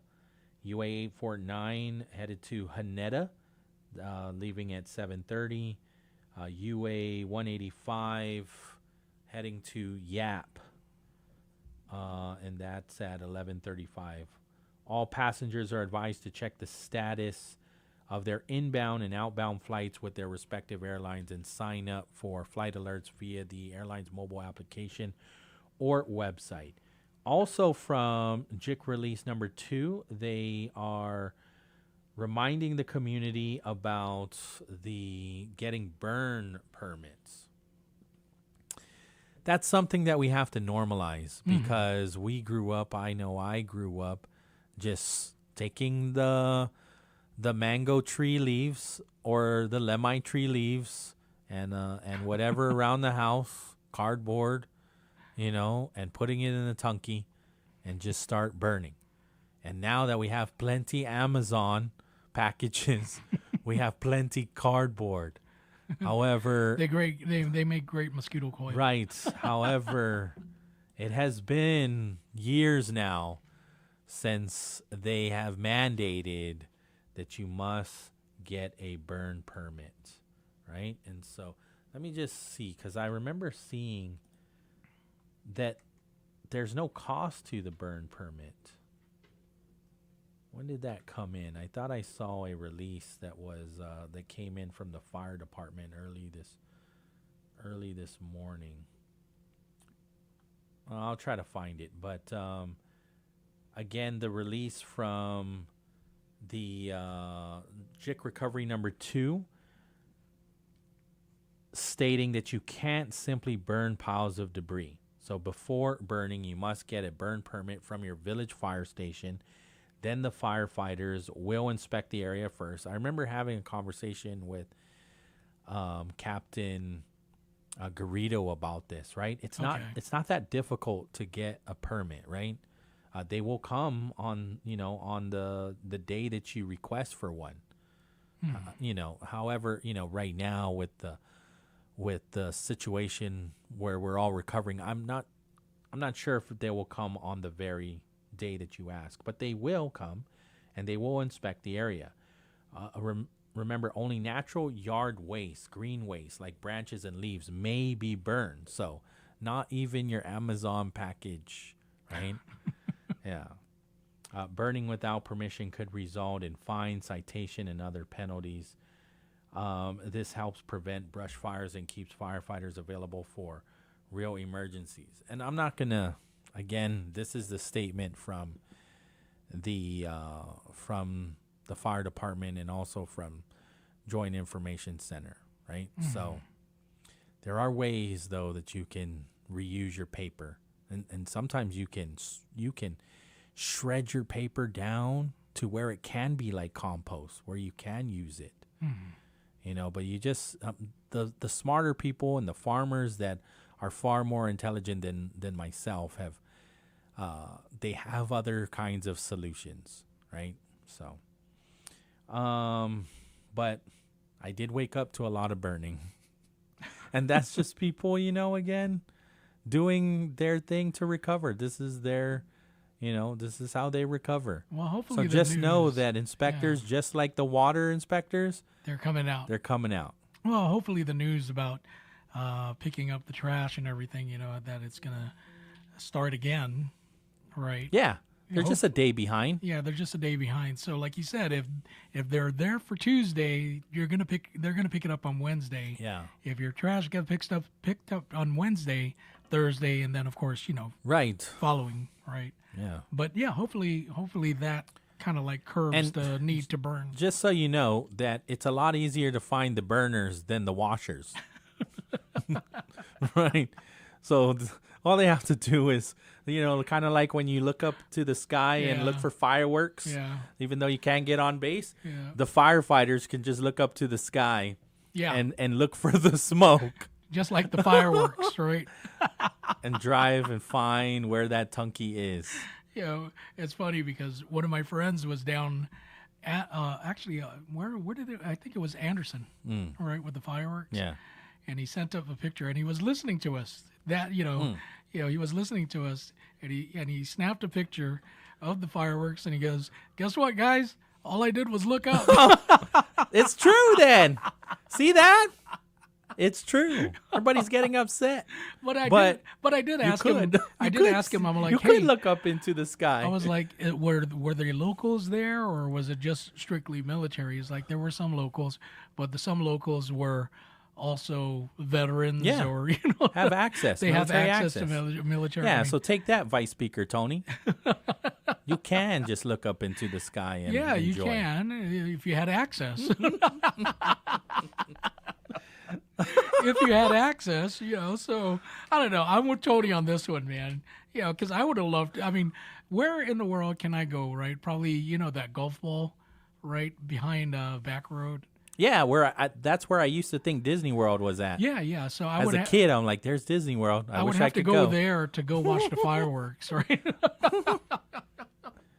I'll get that line of sight. Yeah, you can't even fly your drones and get a better vantage point through your drone because they'll shut that down. I just thought it was funny that one of our listeners was listening and he sent me that picture. It's like all I did was look up. Yeah, day.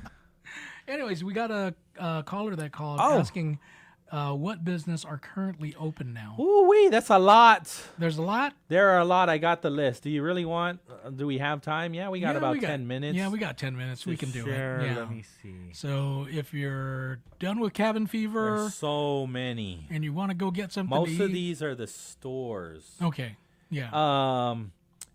Mary Rhodes helped out a lot with this. Okay. And so Mary Rhodes, the president of GHRA, she compiled a lot of this Thanks, list, Mary. right?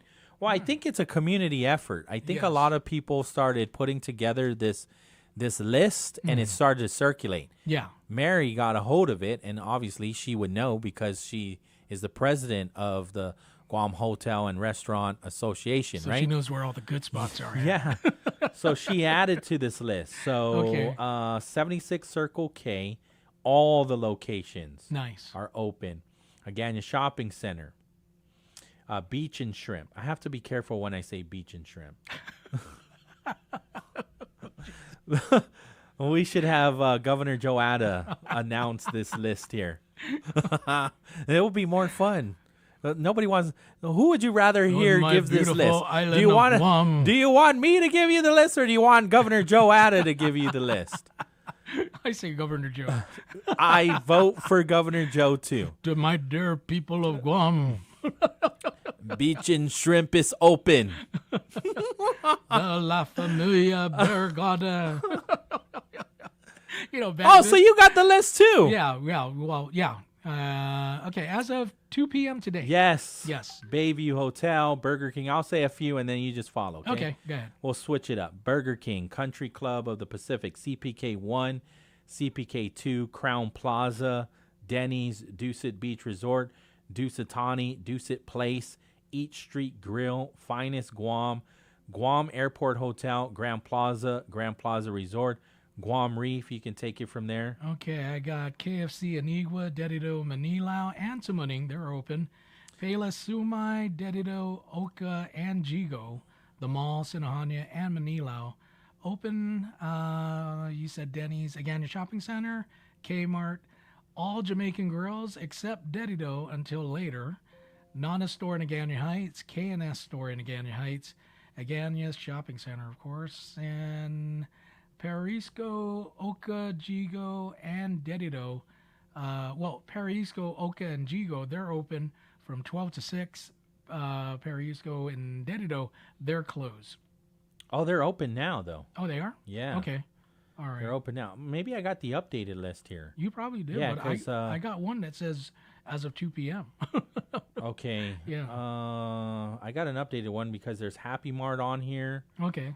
Guam Reef, Guam Plaza Resort, Hilton Guam Resort and Spa, Holiday Resort, Hotel Nico Guam Homai, all of Homai, Hoshino Resorts Risonair. That's the old Onward, Mm-hmm. right? No, that's the old Yeah, no, that is. Hoshino Resorts is the old Onward. Hotel Nico Guam, Hotel Tano. You know where Hotel Tano is, right? Yeah. Yeah. That's where the VIP restaurant is at. Yes. Yeah. Hyatt Regency. IG Gigo, I'm not familiar. No, I don't know IG Gigo, but it's on the list. All of Jamaican Grills. Yes. Joanne's Bakery, Josie's Bok Choy, all of Jollibee, Hmm. all of KFC, all of King's, Kmart, La Familia Barragata, Leo Palace Guam Resort, Little Picas, Lotte Hotel Guam, Love Crepes. And so, yeah, Little Picas is now on this list when it wasn't before. Okay. So I remember Little Picas, they were saying they weren't open. This list that I have, again, that was updated, has them on the list. All of McDonald's is open. Love Crepes is open. Outback Steakhouse, PIC, Perisco. See, they're on here. Oka and Dedido. Prime Mart, Riga, Royal, Laguna Resort, Royal Orchid, all of Shell and Foodies. Shore Stay? Never heard of it. I think Shore Stay is the one on Route 14B. Okay. Right? Okay. Yeah. TGI Fridays, the Tsubaki Tower, the Westin. I know Wendy's Barragata is open because that's where I saw where I had to you saw move the shoulder. Yes, they were that line was spilling onto the road, so I know the Wendy's Barragata is open. Yeah, so that's the list that I have, and I'm sure there are others too. Let me see.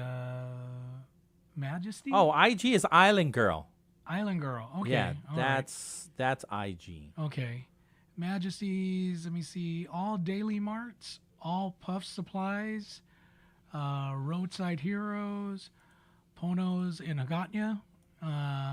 They're open all the way up till 9 p.m. tonight. Okay. Ben and Yan's restaurant, cash only though. Ben and Yan's Mini Mart, UR Mart, Primo Pizza Kaya. Where's that? Primo Pizza Kai, that's Tumon. Okay, I gotta go down there, man. It's so good. Yeah.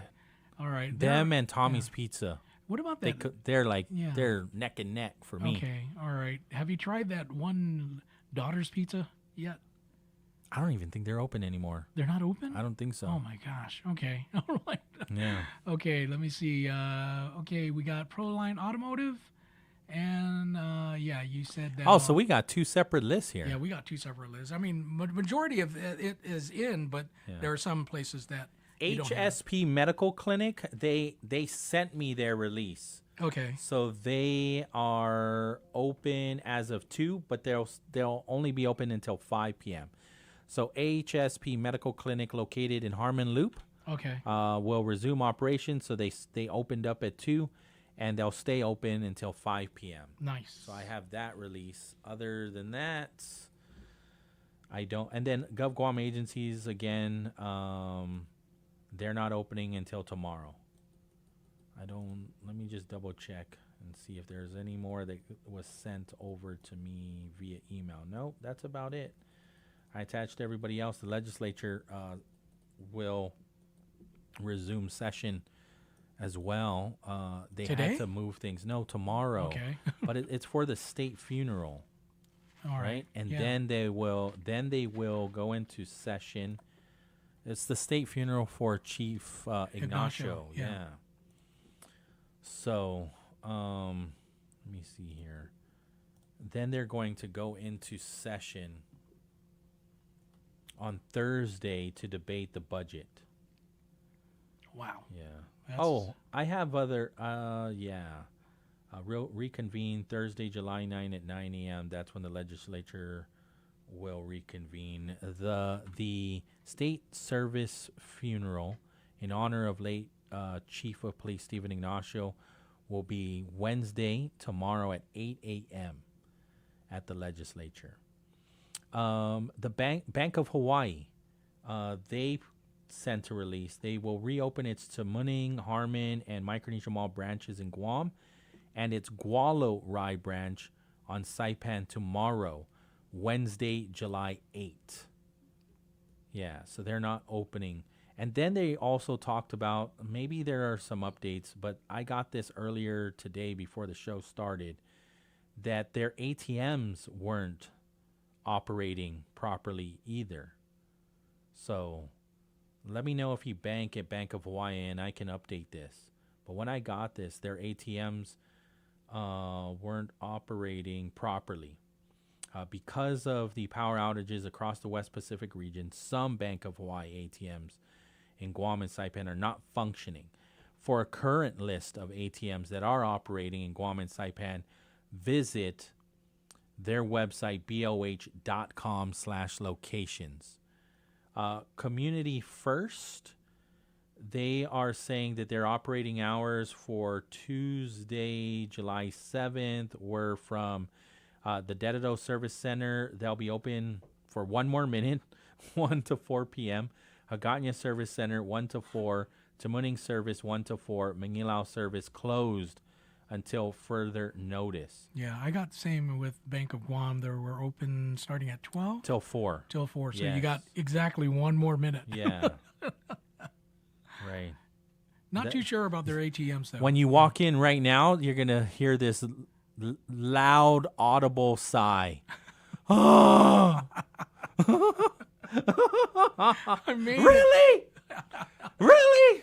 No, for everybody that's in there, yeah, you best be assured that they'll lock the door behind you, and they'll handle you. But, I'm kidding. They're not going to do that. There's probably still people in line. Yeah. The Bank of Guam is also stating that their ATMs are being restored as power and communication services become available and will continue to come online throughout the day. Customers may experience temporary service interruptions during restoration. Bank of Guam will continue to provide updates on branch operations through its website and their official social media channels. KGUM, FM, and Dededo, Guam. Let me just give you one more. This is UOG. Since rather than wait for the whole break, we're already here. So UOG has begun campus recovery efforts following Super Typhoon Bobby as employees assess facilities, clear debris, and prepare for the safe resumption of normal operations. And so they are asking the campus community to exercise caution when traveling to campus, as roadways and surrounding areas may still have debris, flooding, and other storm-related hazards. As previously announced, FNACPU Session C classes, that's their summer session, have been delayed until tomorrow, Wednesday, July 8th, when the university also plans to reopen its campus to the public. Should any campus facilities remain unavailable, deans and faculty will communicate alternate instructional arrangements directly with affected students. The university will continue assessing campus conditions and will provide updates as recovery efforts progress. And I shared with you earlier too, but I'll give it to you again regarding GCC. They also they're not going to resume their post-secondary classes until July 13 at its regularly scheduled times, okay? Which is inclusive of the CTE summer program, the Reach for College Summer Bridge program, and their boot camps. And all scheduled tests for this week will be rescheduled. Once again, that's Guam Community College. If there is any change, that will be sent via local media and the GCC website at guamcc.edu/campus updates. 4:02 in the afternoon, we will take the break. This is Wave 105. Once again, I'll just give you the call letters again. KGUM-FM in Dededo, Guam. Heading to Turkey for a NATO summit that starts Tuesday, and Charles de Ledesma reports pressure is being applied to the allies. NATO Secretary-General Mark Rutte has made clear allies must put forward clear, concrete and credible plans to reach the organisation's spending targets. He says European allies and Canada are expected to invest $258 billion more in defence in 2025 and this year. The meeting comes at a crucial time for the alliance, with the US scaling down its security role in Europe. Washington's been pressing allies to shoulder more of the spending burden. I'm Charles de Ledesma. Russia launched another massive barrage on Ukraine ahead of the summit, killing at least 22 in and around Kyiv. New federal data show a steep drop in Affordable Care Act enrollment after enhanced subsidies expired in January. Ohio and Oklahoma each lost nearly a third of their enrollees over the past year. New Mexico was the exception, gaining 14% as it replaced lost federal subsidies with state funds.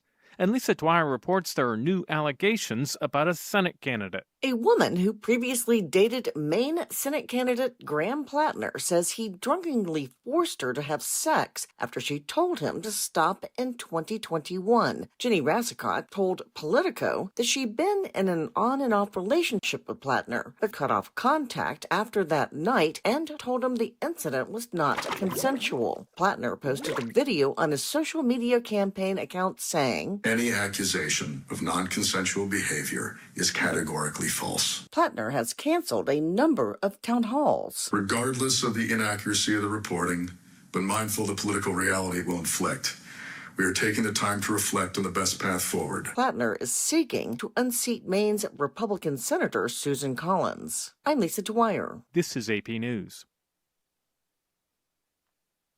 It's 100 years since Ernest Hemingway wrote his masterpiece on Spain's bull runs. The San Fermin Festival in Pamplona keeps tour operator Bruce Anderson very busy. Driven by the romance around Sun Also Rises and Death in the Afternoon. Hemingway's The Sun Also Rises put Pamplona on the map. Bill Hillman read the book. By the time I was done with that book, I was going to be a writer and I was going to be a bull runner. Hillman has struggled with bipolar disorder. The thing that really kept me going through those bad years was that I had an adventure waiting for me in Spain. Actress Mariel Hemingway says identity, love, purpose, and how to rebuild after profound loss are themes that haven't ever changed. That's what's great about my grandfather, is that he dealt with things that were profound and deep about human nature. More than 1 million people visit Pamplona for the San Fermin Festival. I'm Ed Donahue. And more stories at apnews.com. I'm Ben Thomas. Thanks for listening. AP News, I'm Marcela Sanchez. President Trump will be heading to Turkey for the annual NATO summit this evening. Last year, he pushed NATO allies to spend more on defense. This year, his mission is to try to enforce those pledges. Trump also plans to meet with Ukraine's President Volodymyr Zelensky during the summit to talk about Kiev's war with Russia. Meanwhile, in Kiev, Russia has launched waves of missiles and drones targeting the capital.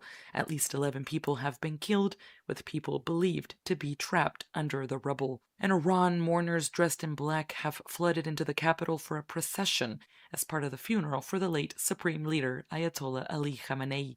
An airstrike killed the 86-year-old cleric at the start of the war launched by the U.S. and Israel. In other news, AP correspondent Donna Ward reports on this week's scheduled court appearance for the man accused of assassinating Charlie Kirk. A 5-day preliminary hearing is scheduled to start Monday for Tyler Robinson, the 23-year-old man accused of assassinating Charlie Kirk last September 10th while Kirk was addressing a crowd of thousands at Utah Valley University. Kirk's widow and parents are expected to be in court in Utah, and the hearing will be live-streamed. The proceedings focus on whether there's enough evidence to try Robinson for aggravated murder and whether the death penalty is warranted, which the prosecution is requesting. They say DNA consistent with Robinson's was found on the trigger of the rifle used to kill Kirk, as well as the fired cartridge casing, 2 unfired cartridges, and a towel used to wrap the weapon. Robinson has not entered a plea. I'm Donna Warder.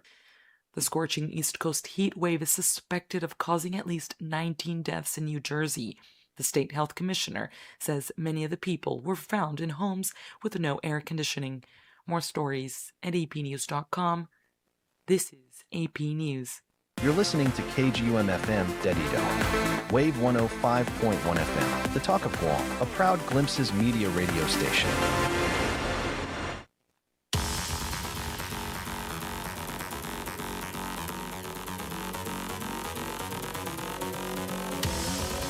In the afternoon. Right about now, it's time to take a look at the roads of Guam as we help you move forward along with Guam Auto Spot. This is the bright side, and he is Mr. Pauly Suba. Buenas. All right, let's check it out again. Looking at my handy-dandy glimpses of Guam traffic app. And so I'm still seeing the same kind of concerns on Marine Corps Drive.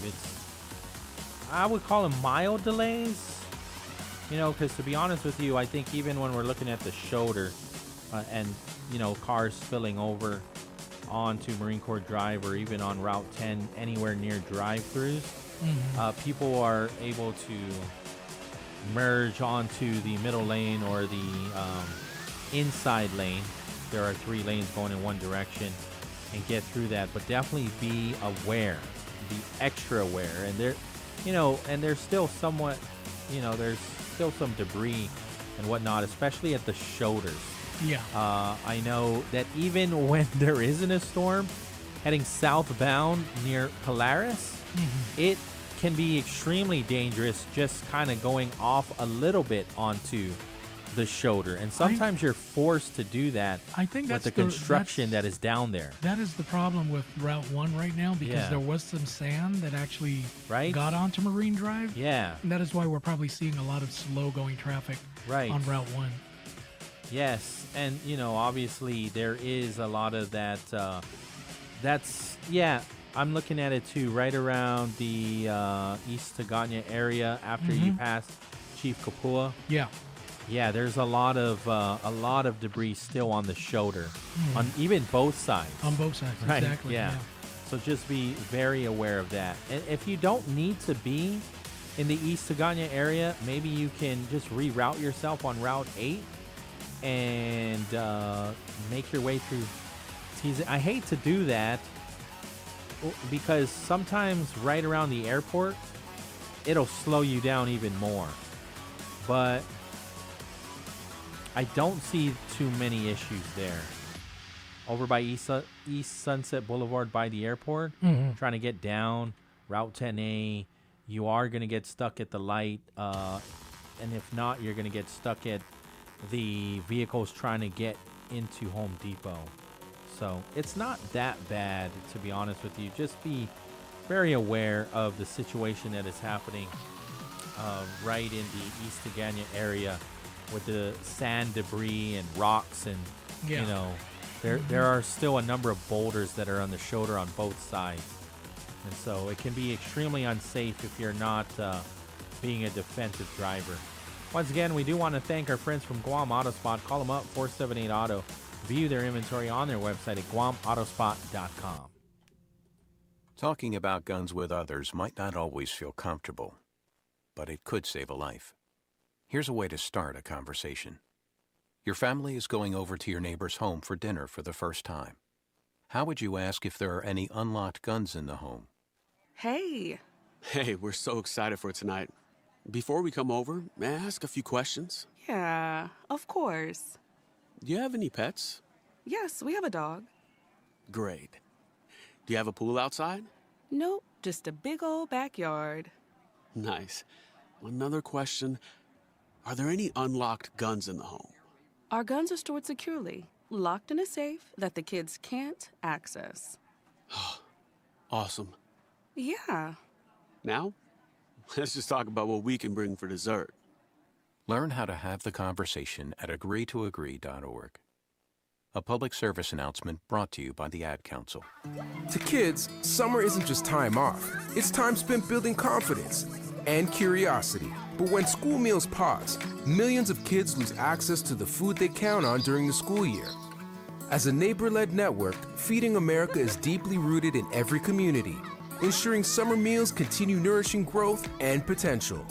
Your support puts healthy food within reach, fueling the future for kids and their families. Give now at feedingamerica.org/summerhunger. My name is Erica. My son, Kason, is a patient at Shriners Children. My oldest called me and said Kason got burnt. The trauma doctor came in and said he needs to go to Shriners. His injury was a big injury, and I think a testament to the care that we provide. He's fully functional. He's riding his dirt bike, doing all of the things that you would want him to do. We're just so thankful that Kason is still here. Go online right now to loveshriners.org. To kids, summer isn't just time off. It's time spent building confidence and curiosity. But when school meals pause, millions of kids lose access to the food they count on during the school year. As a neighbor-led network, Feeding America is deeply rooted in every community, ensuring summer meals continue nourishing growth and potential. Your support puts healthy food within reach, fueling the future for kids and their families. Give now at feedingamerica.org/summerhunger. When a warrior faces adversity, he fights through it. He finds a way. Freedom isn't free. Rolling strong. Belief. Believe you can, and you will. Wheelchairs for Warriors provides mobility solutions to veterans and first responders injured in the line of duty. Join the mission and visit wheelchairsforwarriors.org.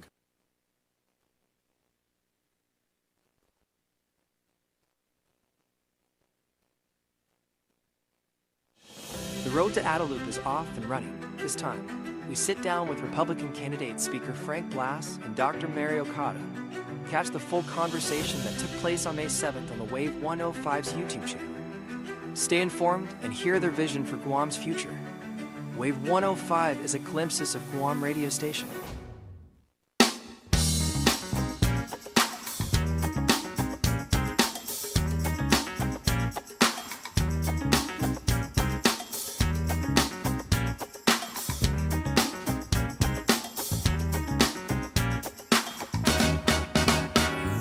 Every time I move, I lose. When I look, I'm in.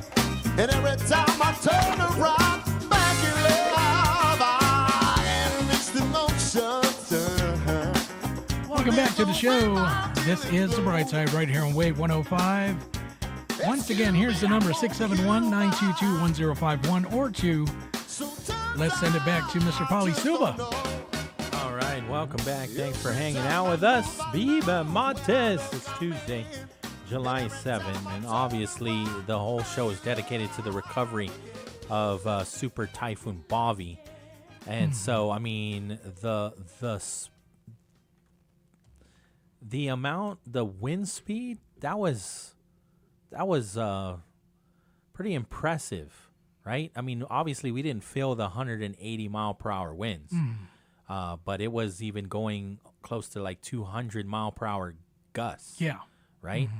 And so the eye of Super Typhoon Bobby was so huge and so wide that the entire engulfed the whole island. The whole island of Rota, right? And so you can see Rota on a very good day from Letexen at that overlook. You can see it. It's very close to us. On a clear day, you can actually see it at the War Memorial Park in Nimitz. Really? You can see the outlining. Yeah. Yeah, that far. Yeah. And so, I mean, it's nothing to just, understanding that we didn't get a direct hit. I mean, that's still, just the fact that it was so massive. I mean, Landon was calling it a monster, and he's, literally, that thing was just something to not. I agree with him when he says it's better to over prepare, and so that's how you have to take this moving forward. I think that our infrastructure does need to be more resilient. That's definitely something that we should be looking at our federal partners at as well. But we do live in Typhoon Alley. We should be expecting this more so. And so it makes sense to go to our federal partners and say, hey, listen, it is all of our responsibility. And so when we only have the one power grid and you only have GPA that is powering up Anderson and Marine Corps base and Naval base, and how do you get all of how do you get the energy from one base to another? It's got to go through the entire village, the entire island. It just makes sense. But also, it is the responsibility of our federal government to understand that the civilian population, is having to deal with so much when it comes to national defense and the security of the entire nation. And it's not a handout either, right? There's so much that we are carrying when it comes to national defense as a U.S. territory. Because when you say, oh, we are Americans too, sure, yeah, and we have representation. But the mere fact that there are 50 states and we're not one of them, we're not represented on the flag. So that tells you what a territory is. It's not full representation. So we do have to have that dialogue. We do have to have those kinds of relationships with our federal partners and share with them that, we are Americans, but we don't have the same rights and we don't have the same representation. And symbolically, literally, we are not represented on the flag. So there needs to be more participation. I think if you and ask yourself, honest discussions, right? If you ask yourself, genuine conversations and dialogue with this community. Aside from individuals from different states stepping up to the plate, serving our country, what jurisdiction, as far as states or territories are concerned, that has basically given so much in terms of national security? That should just change the whole outlook of Guam in terms of, wow, you don't see Puerto Rico, you don't see the Virgin Islands, although they do have people there that do serve in our military. You don't see them with the same as Guam in terms of we are a hotspot, we are the tip of the spear versus them, right? I mean, if anything happens on the East Coast, geez, you have NATO there that would take care of that. But no, it's us. We're the NATO of the Pacific, pretty much. Anything happens. Well, not only that, but when you have all of the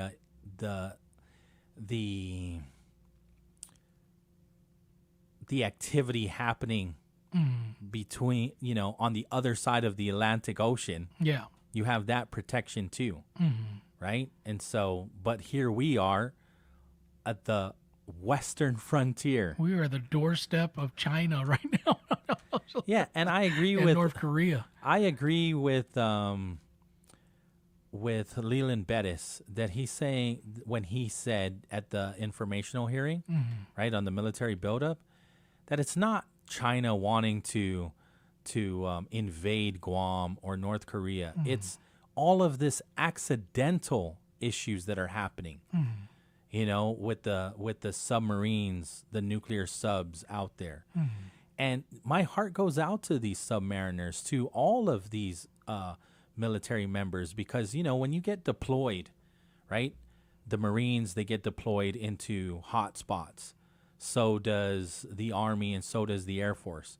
The Navy and the Coast Guard, they're deployed every year, no matter what. 6 months out of the year. And the submariners, they're underwater, They don't see literally. the light of day. So they'll pop up and they'll have like, what is it? I've seen photos of it, right? Where they'll pop up and they'll let their sailors or their submariners jump into the water and just enjoy that part, that, right? But that's not pulling into Japan. Yeah. That's not a real port call. And yes, they do have port calls. I'm not saying that, but not as common.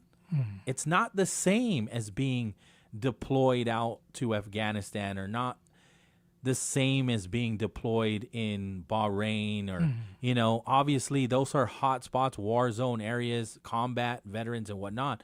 But these sailors, they sometimes get the same kind of recognition when they're the ones being deployed every year, every 6 months, every 3 months. And the Coast Guard, I know this very well, sometimes every 2 weeks. And it's you're pulling in and you're getting ready for the next deployment. So what kind of liberty is that? It's not a lot of liberty, right? So I'm always thinking about our military members, because what they're doing is when you say thank you for your service, absolutely. But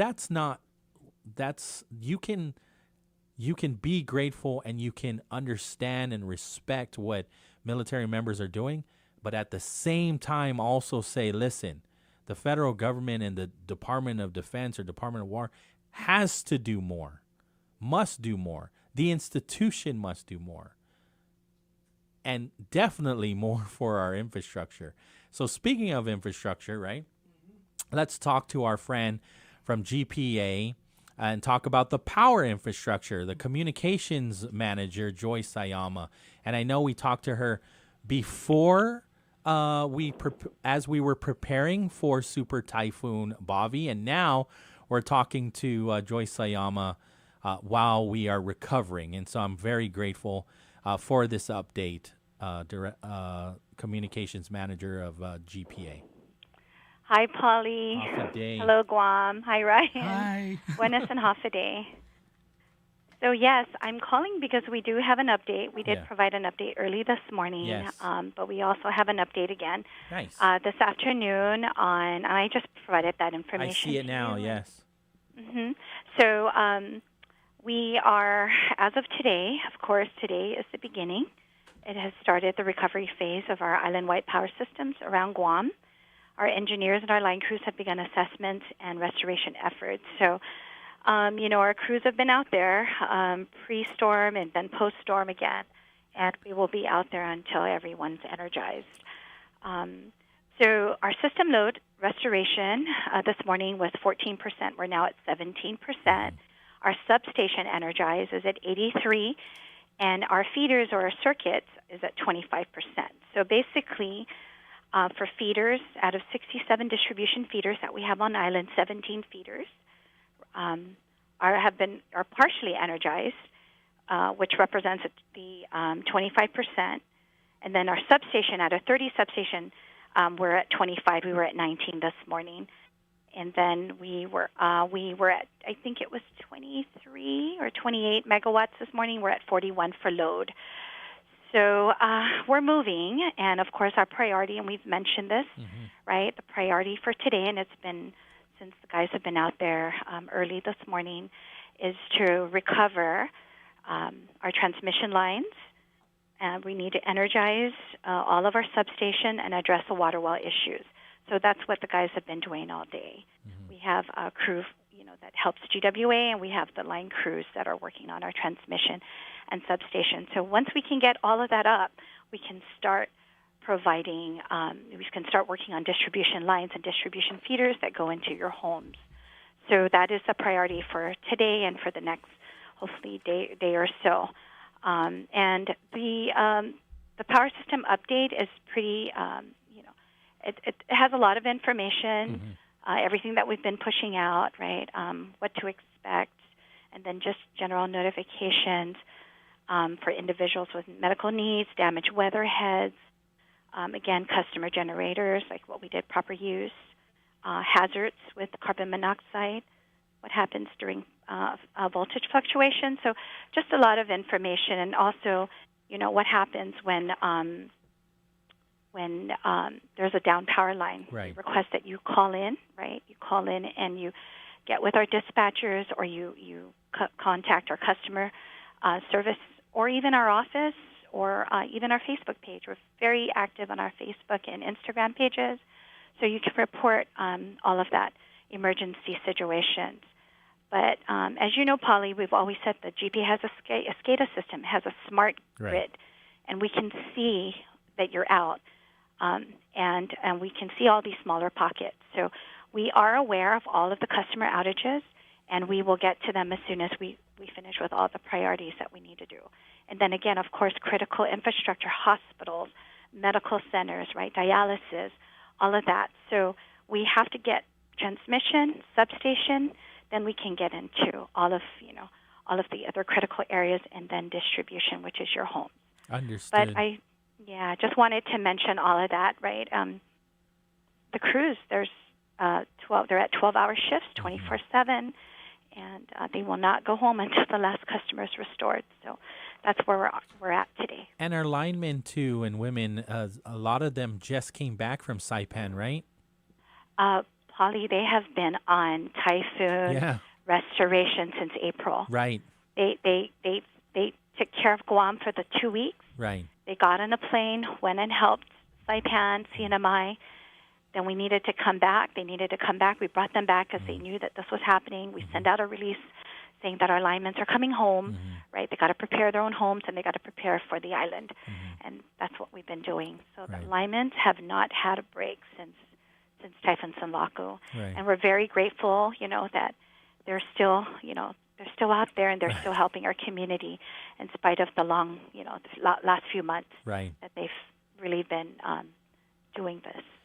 Absolutely. And I know that after Sinlaku, I know that there were some concerns that people were driving up to or meeting up with the linemen. And is that something that we're concerned with now? Just, because they could be working, right? And it's unsafe to... They are. You don't want, for safety reasons, you don't want to inundate, right? You don't want to have them, stop what they're doing because...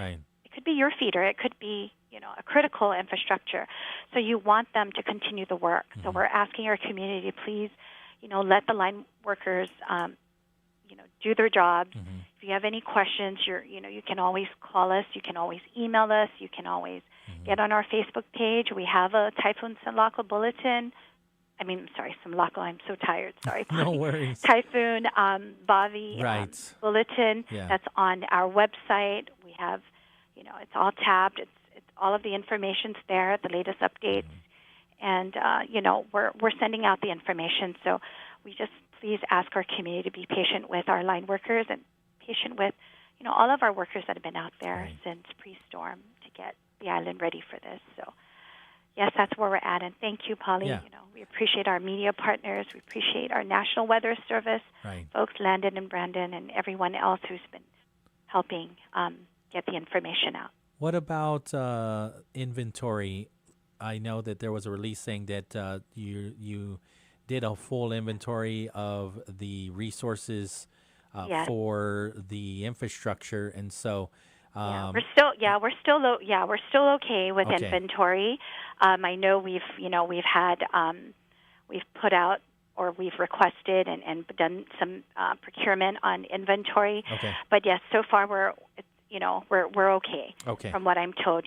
It's it just really depends on what's out there again and how much work is needed. So our guys are pretty good at what needs to get done, and we're constantly ensuring that we can procure as many materials and and equipment and that we need. So of course our challenge is always lead time, the supply chain and all that. So we're constantly having to watch inventory and procure the things that we need. But so far, we're okay. And we're going to do what we can to get things done so that we can energize and power up our community. Understood. I don't want to assume that you know this. Our regular caller, who I absolutely adore, Joe Maulik of Inalahan, he reported to me, he said he was not able to call in. He reported a down line right by Papa Nidzuk in Inalahan. And it said it was off to the shoulder, so it's not on the main road. It's off to the shoulder, but I don't want to assume that GPA knows that this primary line is down. What we did, that's good. We will report it. I'll let my staff know, and we'll report it. The thing, what I can say is not only are the line workers working on, the transmission and substation and on water wells, but whenever they see a down line or they clear the lines and the main roads, that's what they do. So if this is on the main road and it's there, our line workers will clear it, right? They'll go in and they'll clear it. So that's, some of the things they do. But we do have all of our line workers in different sectors, like I mentioned early on, earlier in the week. They're both in northern, central. They're all in northern, central, and southern sectors. So they are out there, and they are out there 24/7, 12 hours a day. So please be patient. We ask the community to be patient and understanding because they are tired, right? I think we all have this. What is it called? Typhoon. Right. We're all exhausted, and So we just want to get our community powered up, and we want to be able to do it as safe as possible. I got a question about our southern residents, right? Because again, what happened was all of the southern island lost power, like Sinlaku, right? And so, is there any word of strengthening the infrastructure for down south? Is that something that we also have to look to our federal counterparts to assist, so that way we can get them a stronger infrastructure? Yes, Pauly, yeah. Absolutely. Okay. If you know John Beneventi and you know the CCU, all they've been doing is reaching out. I mean, the GM has been in Washington several times, along with our AGMO and our other executive team, and we've given them the numbers. We've given them the priority listing. We have said this is what it's going to take, right, to get our island more resilient. We need several. We asked, I think, for $6.7 billion or about $7 billion, but we're willing to take $1 billion, right? Because it's going to take us several years to get all of this, right? Procure and get all of this projects completed. Right. But we have been talking to every military, every federal partner that has come to visit GPA for the last year, since Mauar. We have told them this is our plan. Everybody, the governor has our plan. Everyone has our plan. The congressman has our plan, and it's been in the media, right? The GM is very transparent. He tells the community this is what it's going to take to harden our infrastructure through underground. And we're already doing all of our part. We put up Ukadu, we put up battery storage systems, we put up solar farms. So we've already invested. Our island, our ratepayers invested to the community, right? And now we need our federal partners and military partners to help us also and invest. So yes, we have been out there. We've invited them to our power symposium. We've told them what we're doing for resiliency, what we're doing for affordability. We're telling them what we're doing for reliability. And if you need us, there's growth and the military needs, wants a certain percentage for growth, they need to also help us. So yes, the GM has really reiterated this, and also the CCU and PUC. Our island needs help. We've done, Pauly, the last 20. I've been here for 30 plus years. Not in my lifetime have I thought I'd have another power plant that's as clean, as reliable as this one, and works well with renewables.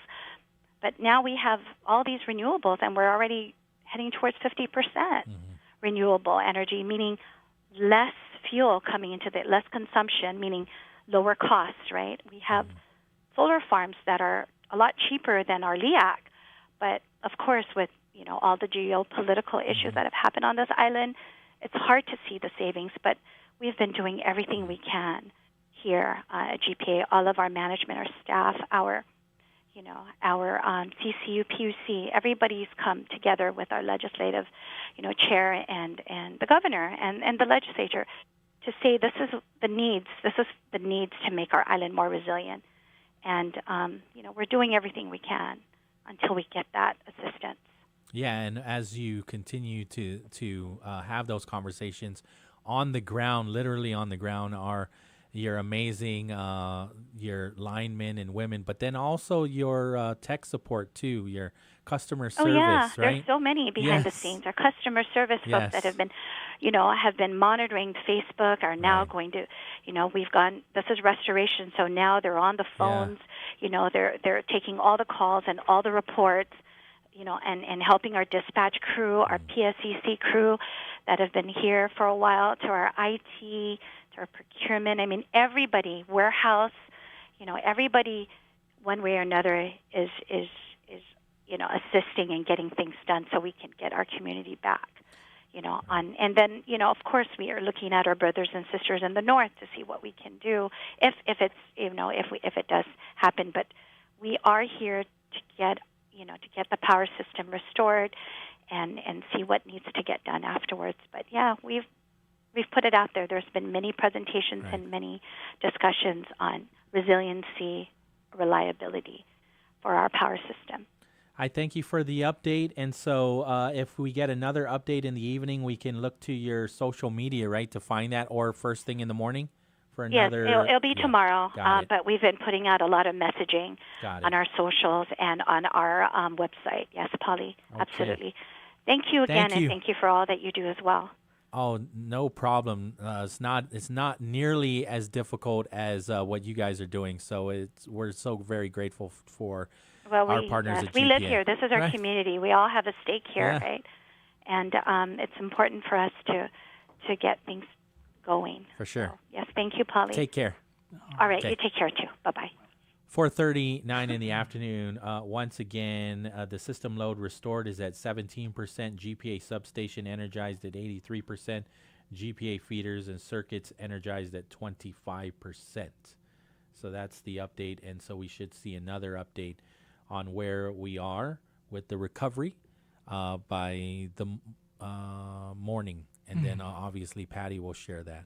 Yes. Want to do the traffic report again? Do that. Yeah? That's all we do here is provide information. Especially after a typhoon of this magnitude, right? Yes, yes. Helping you move forward along with Yes. Guam Auto Spot, Mr. Pauly Suba. Let me open up my message with Guam traffic app here. Okay, so I am seeing some minor delays now heading into from East Sunset Boulevard near the airport. Expect delays there. Also along Route 1 again, all throughout Marine Corps Drive, both north and south in the East Agana area, right? And so again, you should be driving well below the speed limit there with all of the debris on the shoulders, no matter what, north or south. I don't see too many issues down in Polaris. I know that was at one point impassable. They've cleared that. They've also cleared up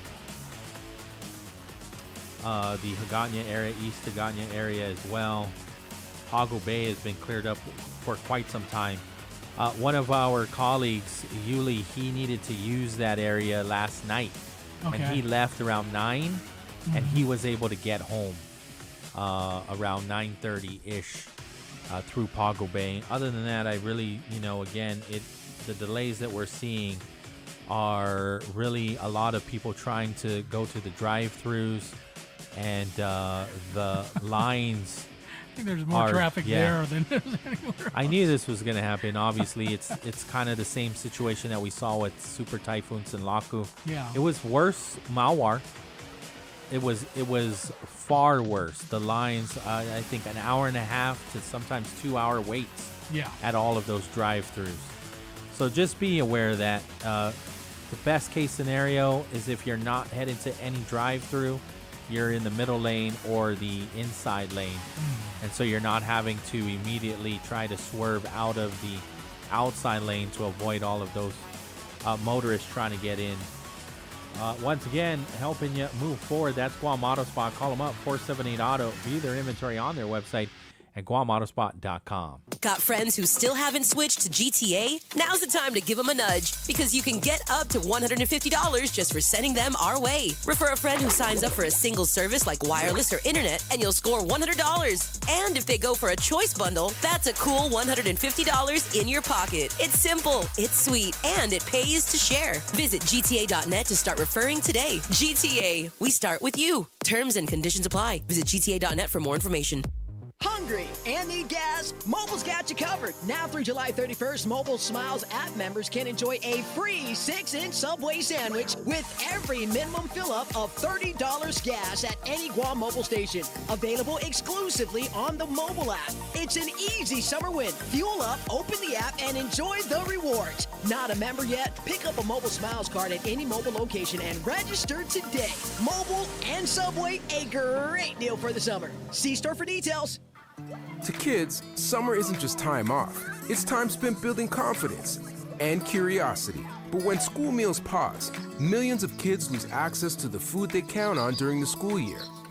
As a neighbor-led network, Feeding America is deeply rooted in every community, ensuring summer meals continue nourishing growth and potential.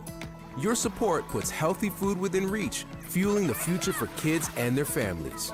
Give now at feedingamerica.org/summerhunger. My name is Erica, and my son Kason is a patient at Shriners Children. My oldest called me and said Kason got burnt. The trauma doctor came in and said he needs to go to Shriners. His injury was a big injury, and I think a testament to the care that we provide.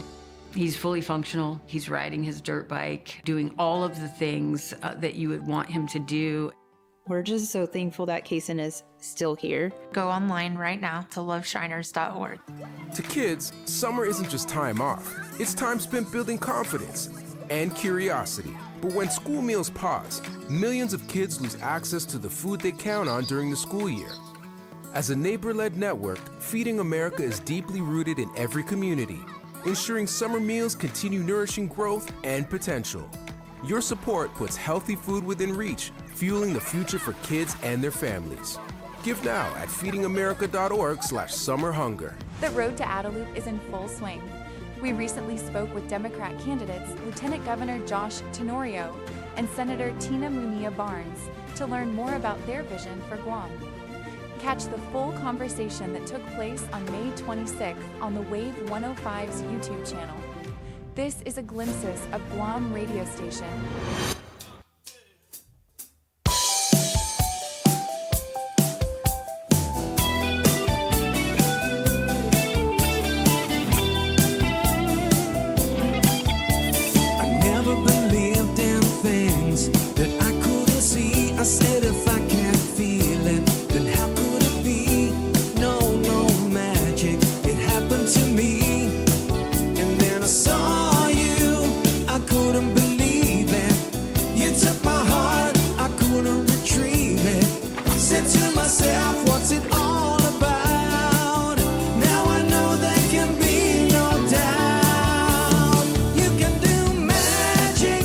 Welcome back to the show, 4:44 in the afternoon, slowly approaching the 5 o'clock hour.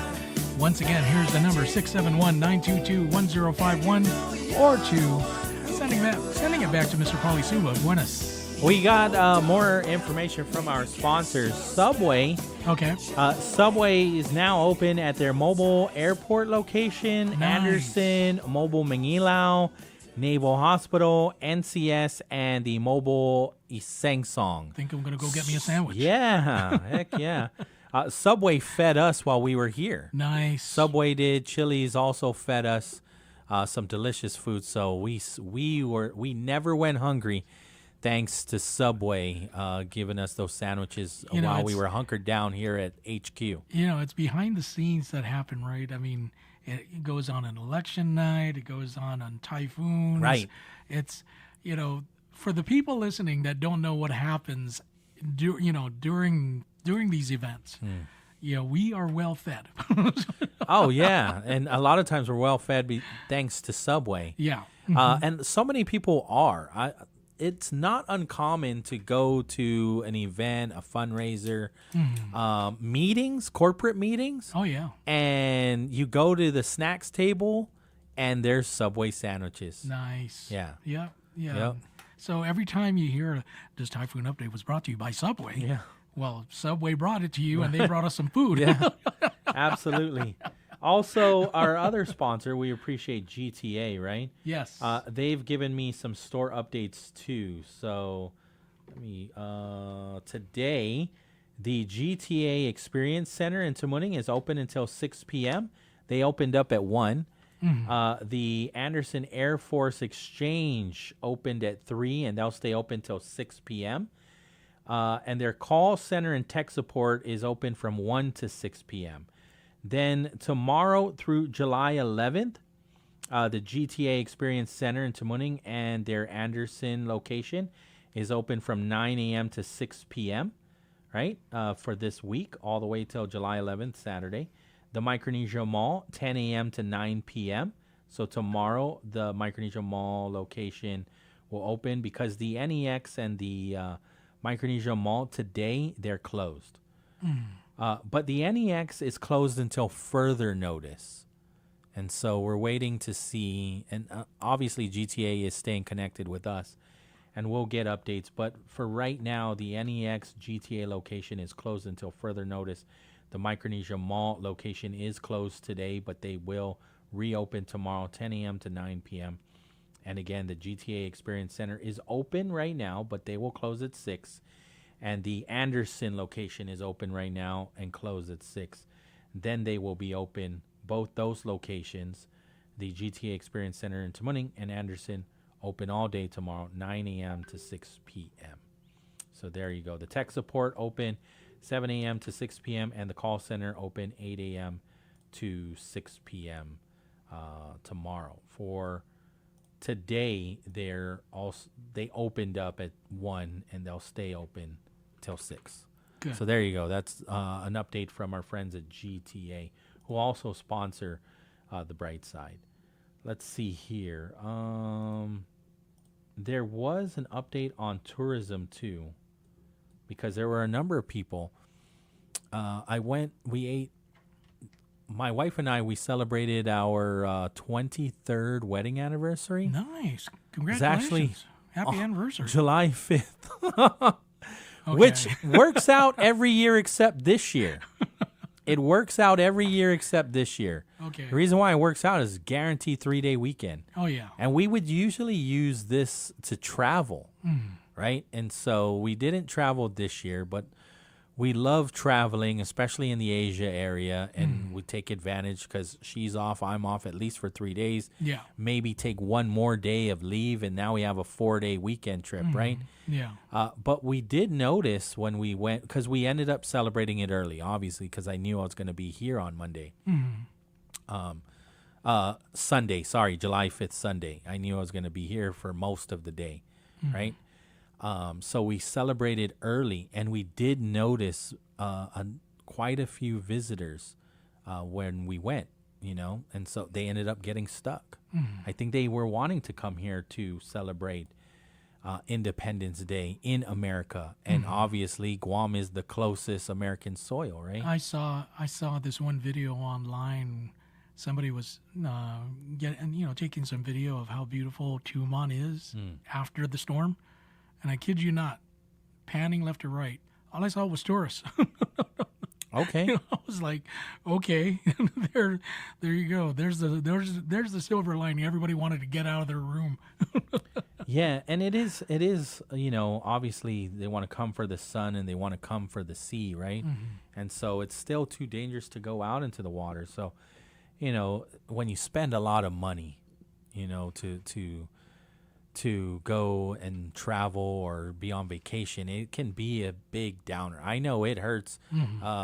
It really affects our time when we go on vacation. Just when we go to Disneyland and it rains for like 40 minutes. So I can only imagine what it feels like to spend all of this money and finally get here only to know that practically everything is closed. Yeah. And even after, you can't just be out there, things get canceled. So it says here that there is some encouraging news. Most hotels already have island power restored.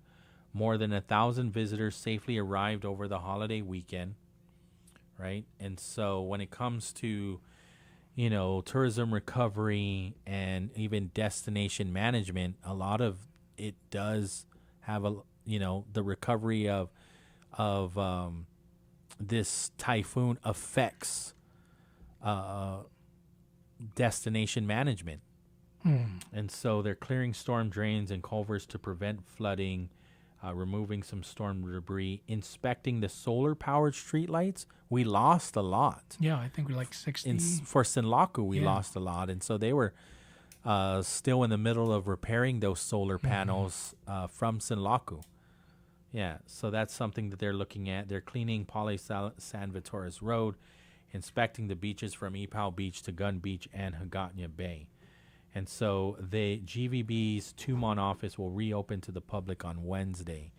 And I haven't seen the photos of Ipao, but we lost the I Heart Ipao sign. Oh, we did? Right? On this from storm Sinlaku. From Sinlaku, okay. I think they repaired it somewhat. After there were some military members that were deployed here, and they volunteered to help nice clean up Epau Beach, right? And so I'm not sure what it looks like today, but I know I was there 2 weeks after Sinlaku, and there was still sand in the main pavilion. And so we do what we can. We do the best that we can to get things back, right? But even here we are on July 7th, and I don't think that we have fully recovered from Sinlaku, right? And so it can take a toll out of just anybody. It can take a toll out of these government employees that are constantly, like you just heard, Joyce, GPA, right? They went, our linemen and women, they were repairing all the lines before, during, and after Sinlaku, got us back to 100%, then sent the crew to Rota, Tinian, and Saipan. They were still there as Sinlaku, as Super Typhoon Bavi is heading our way. And so they deployed them back to Guam, and here they are now working again before, during, and after. Yeah. You know? As much as I want to beep at them working the lines and give them, food and drink and everything, I know that they need to Maybe you could do concentrate. like a California stop with the King Car. Oh, yeah. Like, don't actually stop. Yeah. Just put the King Car out. Do a drive-by. And the tuna sandwich.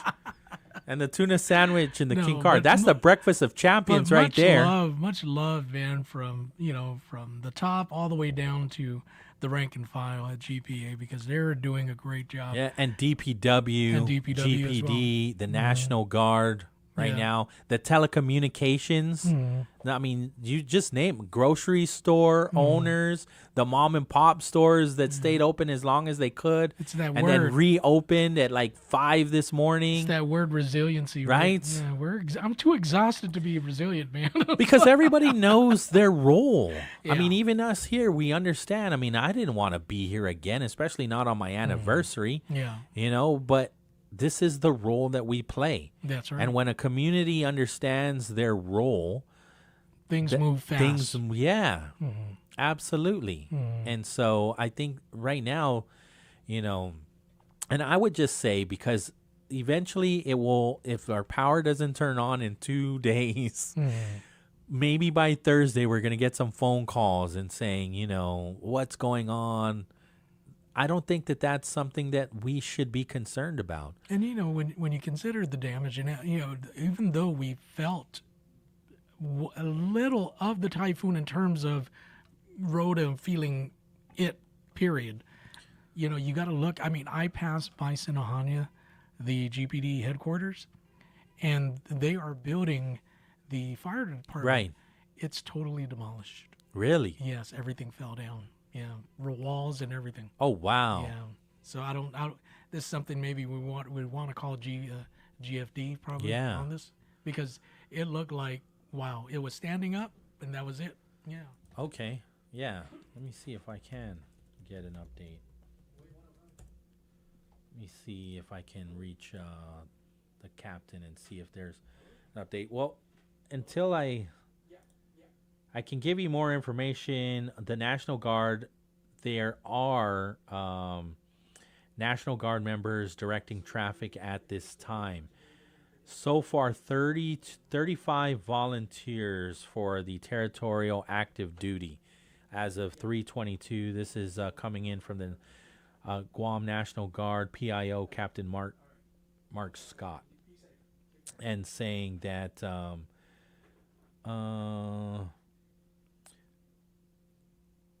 what we're actually seeing with the territorial active duty response, they are full-time staff. They're clerks, mechanics, IT, doing what's called immediate response authority. And as the territorial activation folks come online, they will replace their IRA folks, who will then go back to their day jobs here. And so what you're seeing right now are the full-time staff at the National Guard directing traffic. Okay. Yeah. So they've been activated. Well, they're full time. Mhm. They never actually have been. They don't need to be activated, but they're just going out. Okay. And they're not doing their MOS as a full time mechanic at the National Guard. Yeah. As a full time IT or as a full time clerk. They're going out and directing traffic because that's the rule, right? Yeah. Until they get territorial activation folks coming online. And so far, 35 volunteers for territorial active duty. Nice. Yeah. Nice. Let's take the break. Mhm. Yeah? Yep. And then we'll be right back. When we come back, some good news for a change, right? Yes. And this, again, comes from the World Cup. And I don't want to spoil it yet, but basically there's a kid that sells soda with his mom and his dad, I believe. And this influencer said, you know what you should be doing rather than selling soda and drinks? You should be at the World Cup. No. Yeah, so that's what we're going to watch. We'll even play the video on our YouTube. Nice. On the other side of these. KGUM-FM in Dededo, Guam. It's 4:59 in the afternoon.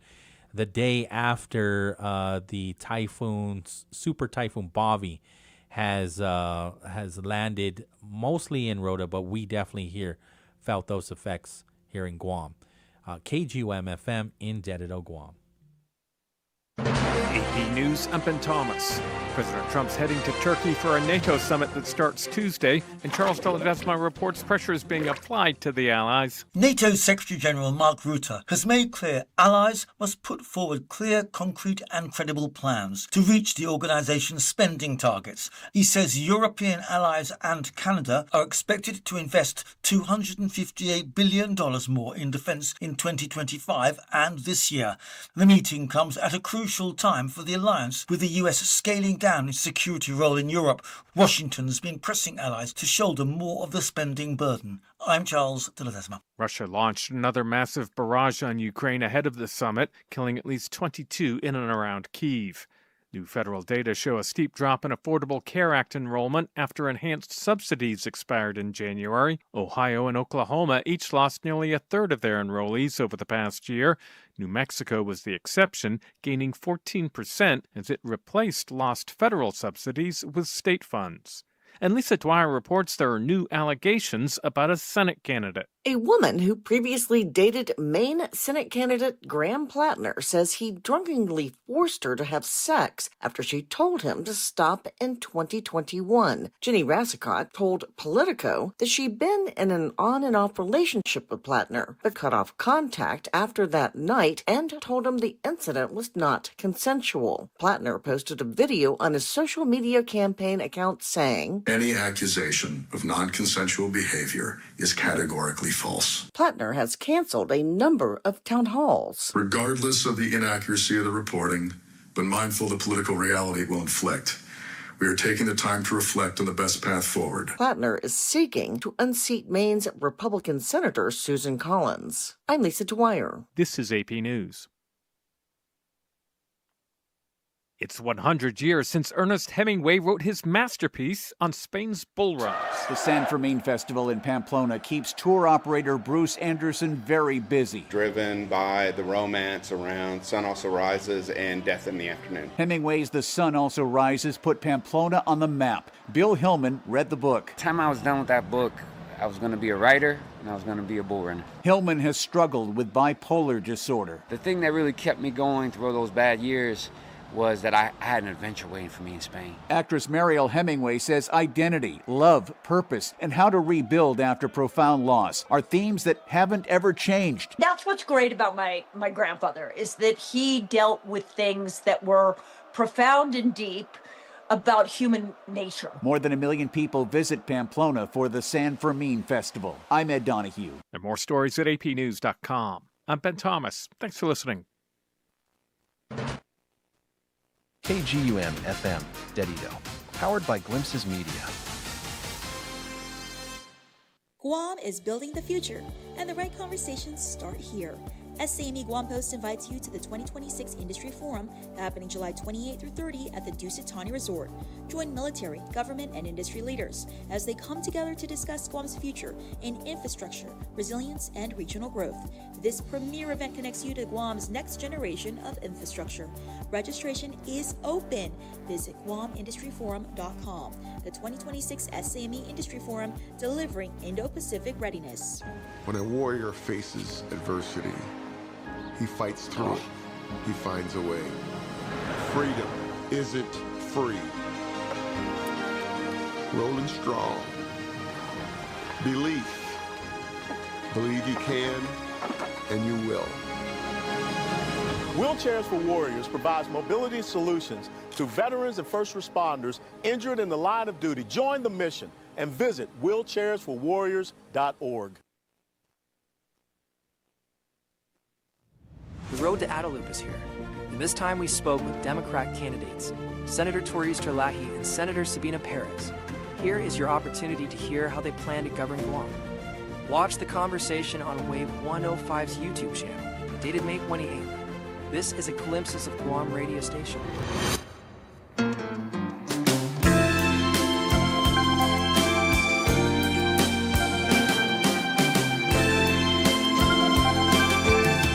I am a lineman for the county, and I drive the main roads, searching in the sun for another overload.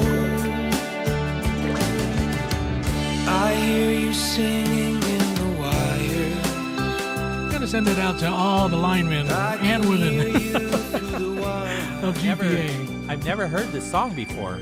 Lineman? Yeah, Wichita Lineman from Glenn Campbell. Wow. Very beautiful song. So this is better than any kind of AI generated slop. Yeah. Yeah, Glenn Campbell's man. Wow. Grammy Award winning, this is like late 60s. So I'm pretty sure your mom and your dad knows this song. And also to every first responders out there, right? This song is going out to you. GPD, National Guard, DPW, GWA, everyone. I know who Glenn Campbell is. I didn't. Was he ever a lineman? No. Actually, the song was he got inspired because he was driving down the road for a concert, right, that he was doing, and he was passing through some states. And he saw a lineman, and he was like, man, I wonder what that guy goes through, putting on the power for people. There you go. And whatnot. So he ended up just putting paper, and that was it. That's cool. And the song became #1 back in the day. There you go. Yeah. This is the first time I've ever heard this song. Yeah, Wichita Lineman, and then there's another song. By the time I get to Arizona, I believe that's the name of the song. Okay. Beautiful song. Beautiful song. We do want to thank our sponsors, right? And so we got Chili's Grill and Bar to thank, and thanks for hooking us up with some delicious food over the weekend, this 3-day weekend. While we were actually here Sunday, Monday, and then left last night, and so we were fed by Chili's Grill and Bar, and you can be too. Remember, at Chili's, more life-great food and memories happen here. Micro Pack, don't miss a memory. Get your travel cameras and storage essentials in Micro Pack today. Subway, you got to refresh to be fresh. And remember, the Subway stations that are now open are Mobile Airport, Anderson, Mobile Manilao, Naval Hospital, NCS, and Mobile Isengsong. We also want to thank Triple J. You can get yourself that Triple J Ford that you've always wanted, and you'll get a free $500 gas card when you drive home with a new Ford truck. Visit triplejguam.com. Get pre-approved instantly. And GTA, we start with you. Their team, their crews, they have been out on the field since 6 a.m. assessing network conditions and restoring core network infrastructure across the island. Here's an update on their stores. The GTA Experience Center is open until 6 p.m. today. The Anderson Air Force Exchange shop is open till 6. The NEX and Micronesia Mall are closed today. The call center and tech support will stay open until 6 p.m. today. And then tomorrow through July 11th, that's a Saturday, the GTA Experience Center in Tamuning and Anderson, those two shops will open at 9 and stay open till 6. Micronesia Mall is set to open at 10, and they'll go all throughout the day. Micronesia Mall opens at 10 and closes at 9, and so will GTA at the mall. And the NEX GTA shop is closed until further notice. Tech support, again, tomorrow, 7 a.m. to 6 p.m., and call center, 8 a.m. to 6 p.m. And so you can get more updates on GTA's website and social media platforms. It is now time for Good News for a Change. That's brought to you by Provisions Wine and Cheese. They serve fresh salads, delicious sandwiches, and authentic Roman-style pizza. And you've probably seen this. We're going to play it. I pulled it up from TikTok. There's an influencer, like many influencers. What they'll do is they'll go up to random people, and sometimes it's a homeless individual, and say, hey, do you want to go to a movie? Or they'll go up to like contractors, construction workers, say, hey, you want to spend the day with me at Disneyland? Nice. Yeah. So this one, he notices this little kid, and he's selling soda and selling water. And he goes, how much for all of your drinks? And he looks at his mom, and the mom, they come up with a number, and then they tell him how much it's going to cost. He says, not only am I going to pay for all your drinks so you don't have to work, promise me you're not going to continue to work today, because I want to take you to the World Cup. Nice. So you will play that for our YouTube audience, and for those that are listening on the radio in your car or your transistor radio because you don't have power, you can at least hear this very inspiring dialogue.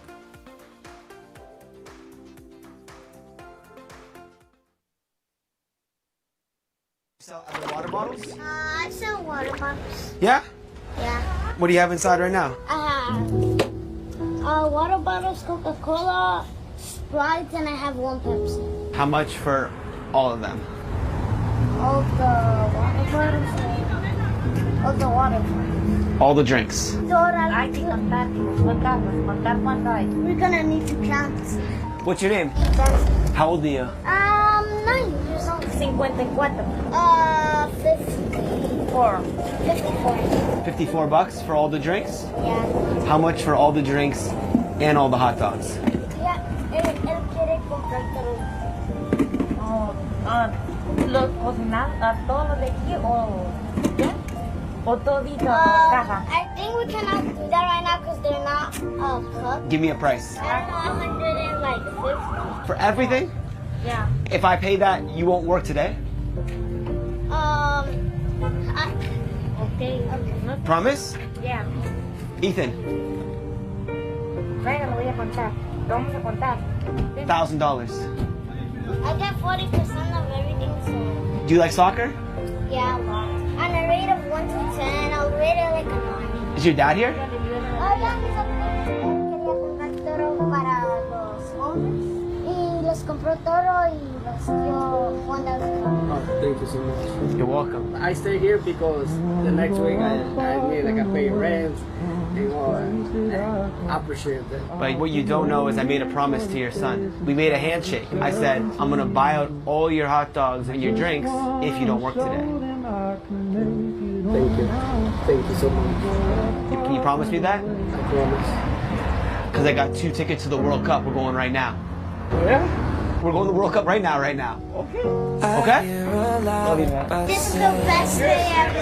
What's your message to the world? Don't judge people because of their skin color. Just because we're from different countries, we're all the same. We're all human. I'm on top of the world. I'm going to tell you this because 20 minutes ago I was selling water, and now I'm in the World Cup for some reason. And my eyes are solid. I'm just sleeping inside.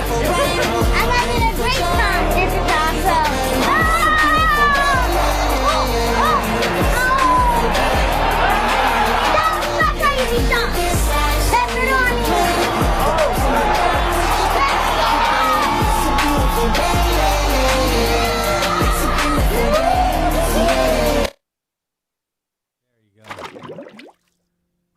Wow. I love his quote or his statement. 20 minutes ago, I was selling water, and now I'm at the World Cup. Nice. Yeah. What an amazing story. He's gotten like 2.1 million views. The influencer's name is Zachary Daranowski.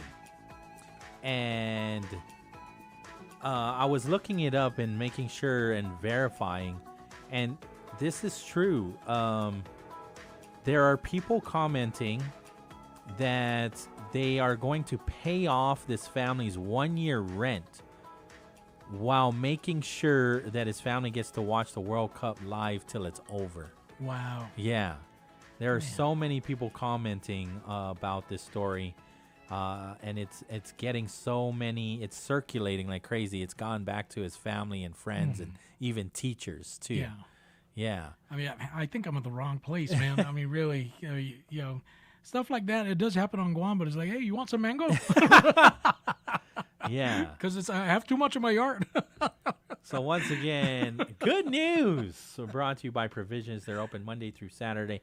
We'll get another update though, because I'm not sure what their hours are for the storm. But call them up 671-633-9463. Place your order today or visit their website again, provisionsguam.com, bringing you good news. And that one is some very good news. Very right? good news. Yeah. The not so good, though, is the U.S. lost. We lost. We're out of the World Cup now. Yeah. It's okay. We lost to Belgium.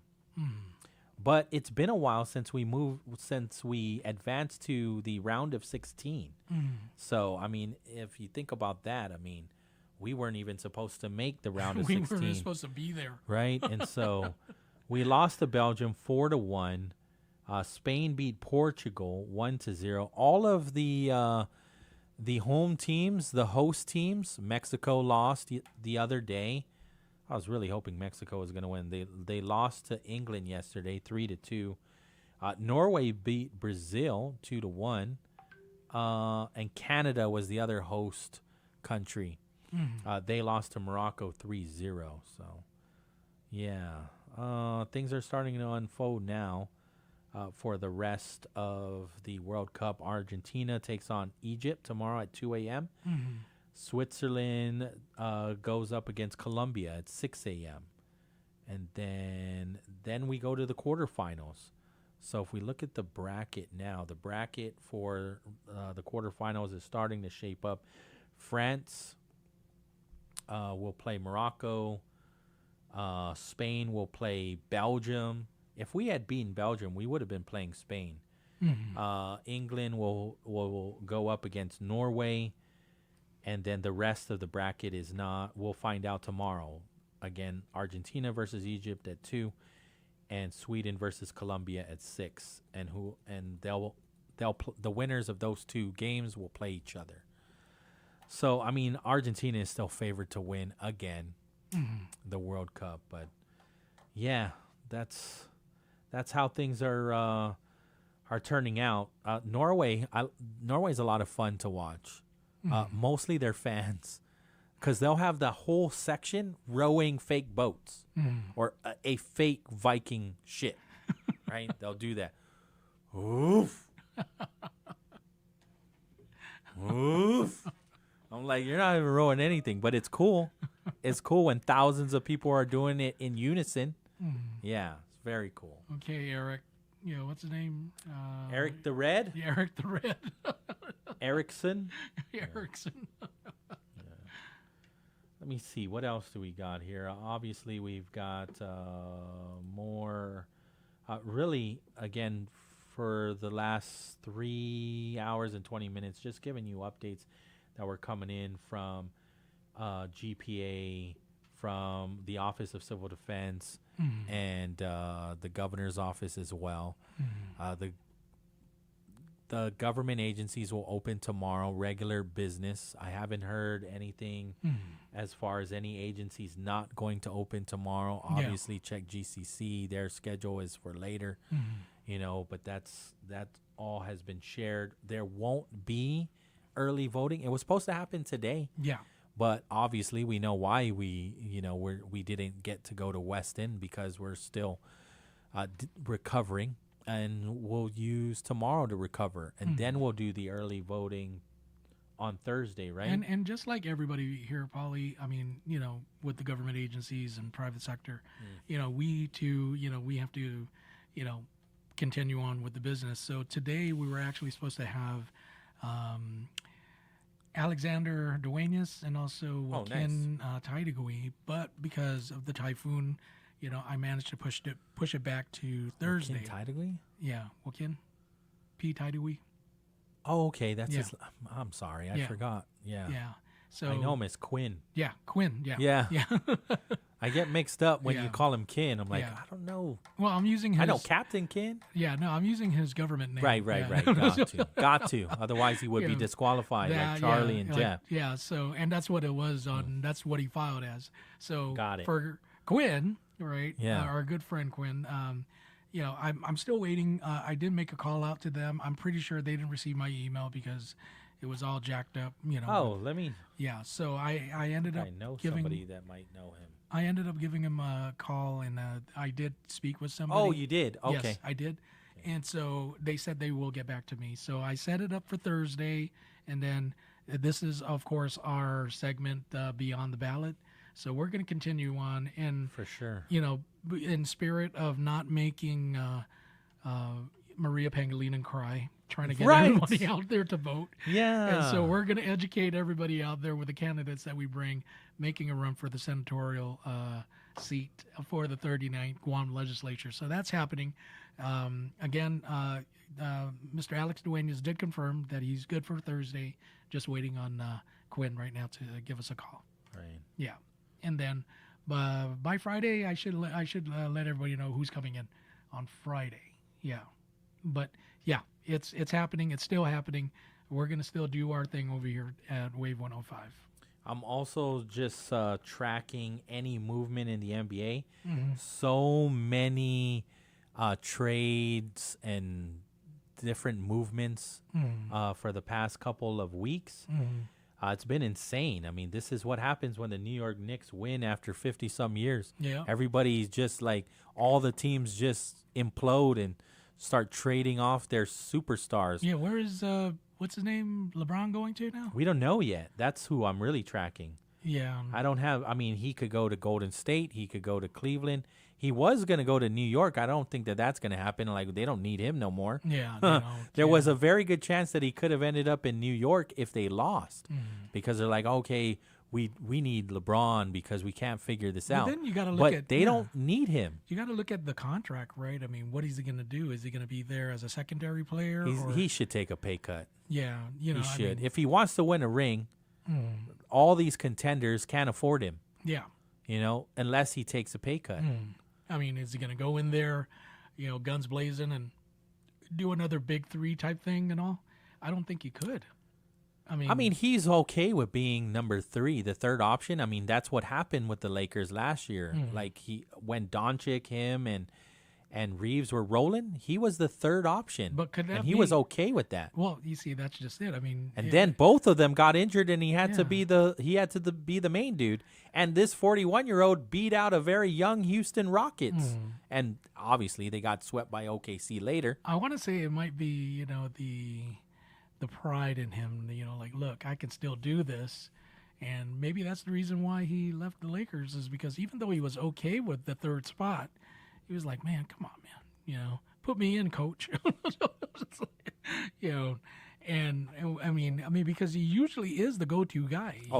He's the guy, and this was the first time we saw him being second or third option ever. Yeah. He's never been second option, that's for sure. Right? I mean, look how many scrubs he brought to the NBA Finals in Cleveland. Like, these guys were a bunch of scrubs. I can't believe that first year that he went to the NBA Finals, there was nobody. There was no Kyrie on that team. There was no Dwayne Wade on that team. Yeah, and obviously he got swept by San Antonio that time. It'll be interesting to see what team he goes to. And if they're established already with their players, and is he just going to be an add-on key player to bring them over the hump? Yeah. or just sit down and collect a paycheck, pretty much, and finish out his contract, which I don't know how many more years does he have on his contract? Oh, he's done already. That's why he left. He's a free agent. He's a free agent. Okay, yeah. Yeah, so apparently all these teams were looking into seeing if they'd be willing, if he would be willing to come on. But the problem of taking a pay cut is like you got to look at what he brings to the table: sponsorships, viewership, ticket sales. These are the things that the team is going to think about, and it's like, I'm going to take a pay cut and I'm going to do all of this for you. Yeah, it ain't happening. Yeah, and if this is going to be his farewell tour, he's going to put butts in seats. Oh yeah, big time. Yeah, big time. No matter, I mean, these other teams, they are looking forward to LeBron playing against them. They circle it because they know they're going to sell out. Yeah. Every time, and then of course the players circle it because they want to beat LeBron. If I was his agent, you know what I would do? I'm like, okay, here's the deal. We'll come to your team for $200,000, but at the end of the season, we own it. We own half of it. That's the only way. So if you got a trash team, right, and you put LeBron there, where ticket sales are up and everything and all that, shoots. All right, I'm willing to take a pay cut, but give me 50% of the team. That's what I would do. That's what I would do. I mean, that's my moneymaker. That's my retirement right there. Right. Yeah. Well, I mean, we'll see because again, it remains to be seen which team would actually bite. Yeah. I mean, I think it's him biting. I think any of these teams would be. I mean, the Lakers didn't want him to go, but they've already now. As soon as he left, that team looks completely different now. They look nothing like last year, that's for sure. So I don't think that LeBron can go. Maybe the Wizards. He would definitely have to take a pay cut there because Trae Young's living there. His old friend AD is there. Then there's Golden State where he could possibly go and be with Draymond and Steph and Jimmy Butler. And then again, if he goes there, he does have to take a pay cut. He could go to Miami to be with Giannis and be with Bam. Pay cut again. Boston, I think he'd have to take a pay cut there. Any team, the 76ers, he'll definitely have to take a pay cut. But all those teams that I mentioned have already looked into seeing if he is willing to. Cleveland is a big, big possibility. But I was hoping to see by now. I thought we would, to be honest with you, I thought we would have an answer by now. And you really can't trust some of the people that are posting. I'm only looking at credible sources because I thought I saw something. It got me excited, and then I looked at credible sources, and they did not share the same information. So I just don't want to spread anything like that. But as far as the primary election, early voting again, it's been postponed to Thursday, July 9th. Right, we were talking to Maria Pangilinan earlier, 10 a.m. to 6 p.m. at the Westin. At the Westin. Register and vote at the same time until July 17. Remember to please bring your valid ID. And if you are registering to vote, you have to show proof of citizenship. And that's not a driver's license. If you are registering to vote, you got like a birth certificate, passport works. Even real ID doesn't work because you can have a real ID and not even be a citizen. And then they're doing the accessible voting services as well. And that's usually right there as you're coming down the mezzanine. There's like a section. There's like an awning, right? Just in case it's raining and whatnot, they let you park in a couple spots right there before you start heading down, further down into their parking lot area. And then there's that express vote machine, which I'm definitely wanting to try. I think here's the thing about me when it comes to voting. I still love voting on the day of. That energy that you can't replicate at the early voting. But for primary election, I'll do it just because I want to get it over with and not have to worry about it on a Saturday, right? On August 1st. So I do want to try this express voting machine. Persons can vote independently on a touchscreen device with accessibility features. They're saying, Maria was saying anybody can do this, right? And they're going to encourage most everybody to do the electronic express machine, the express vote machine. But on the general, I am going to do it on the day of. I just love the energy. I love going to the poll. I even visit more than one poll just to go drive around. You know how like people have this this urge to go and assess the whole island, measure the whole island after a typhoon, right? I measure the island on election day. I like to go just see some of these poll sites and see, you know, how their setup looks, right? Maybe even just get down and talk to some people. And just, really, I'm just looking for the food. Yeah. But always Jigo is popping. Dedido popping all the time. The southern villages, these guys really, especially the southern food is the best down south.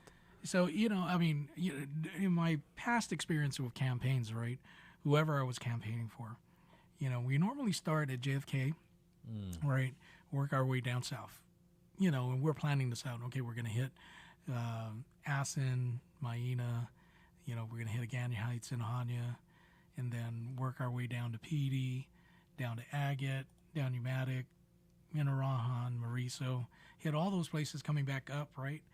And then hit GW, hit, you know, Radio Barragata, and then also, like, take back road, come out in Jigo, to hit Jigo from there, and then, like, everybody congregates, all candidates, for that final push, right, for the vote, because that is the voting populace there is greater, which is Ukadu, right?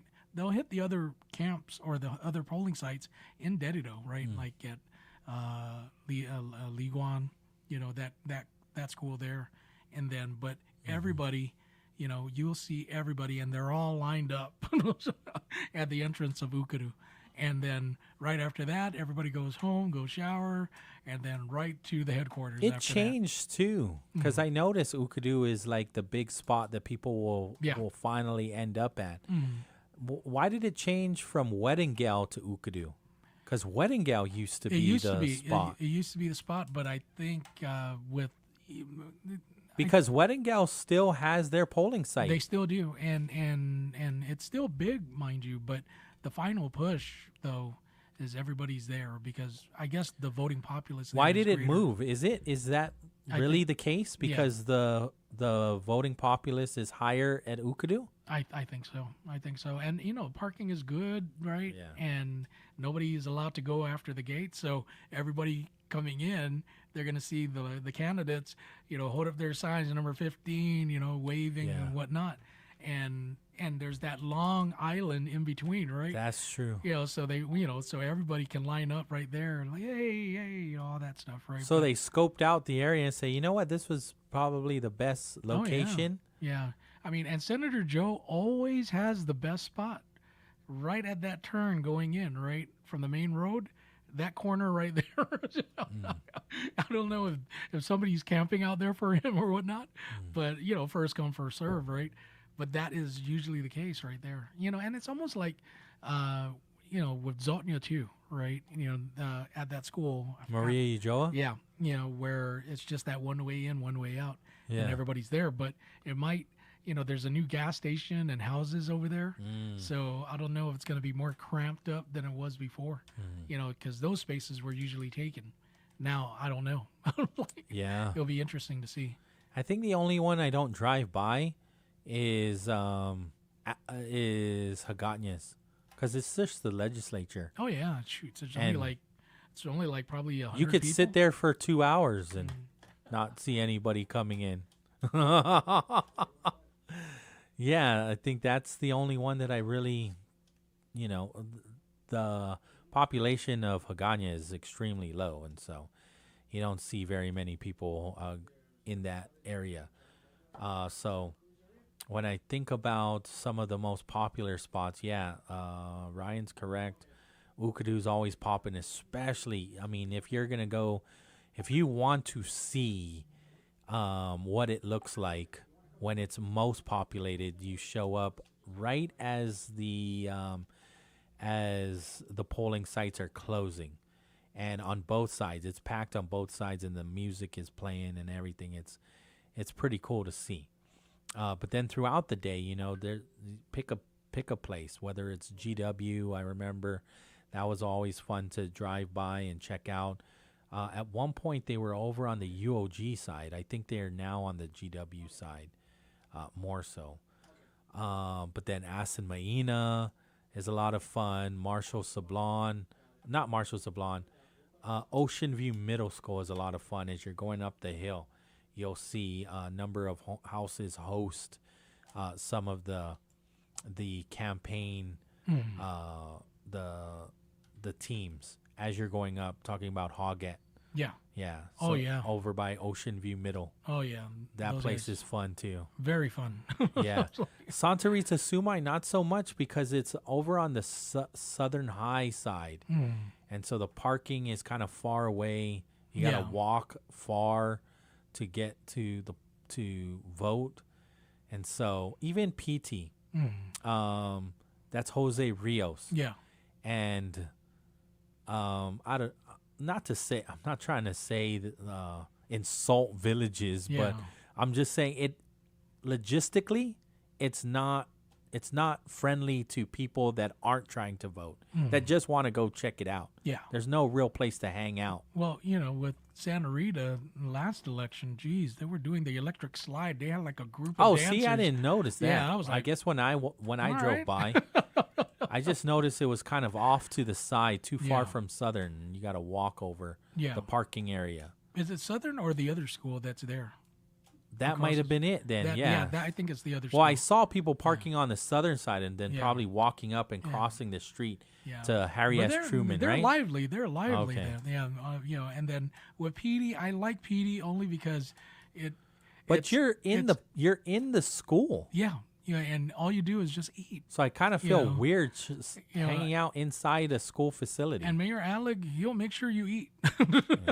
So.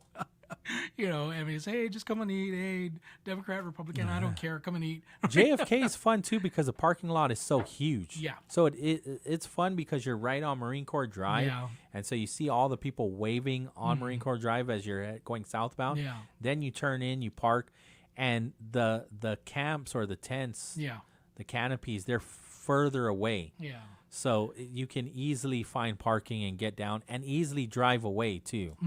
Yeah. Yeah, and again, it's just it's to bring the liveliness out of the campaigns to get everybody going and whatnot. Right. So it's going to be interesting to see who is actually out there, and I'm pretty sure every candidate is going to be out. But this is where you take your pictures and then you just start flooding it on social media. That I'm here in Agate. I'm here in Santa Rita. I'm here in Petey.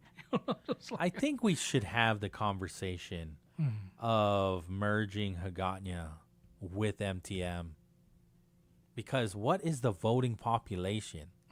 It's tiny. Very. I think it's only like. I think my mayor can handle Hagåtña. Less than about. I think Mayor less Paco. than 100. I think Mayor Paco can handle. Yeah, and maybe do vice mayor, and vice mayor.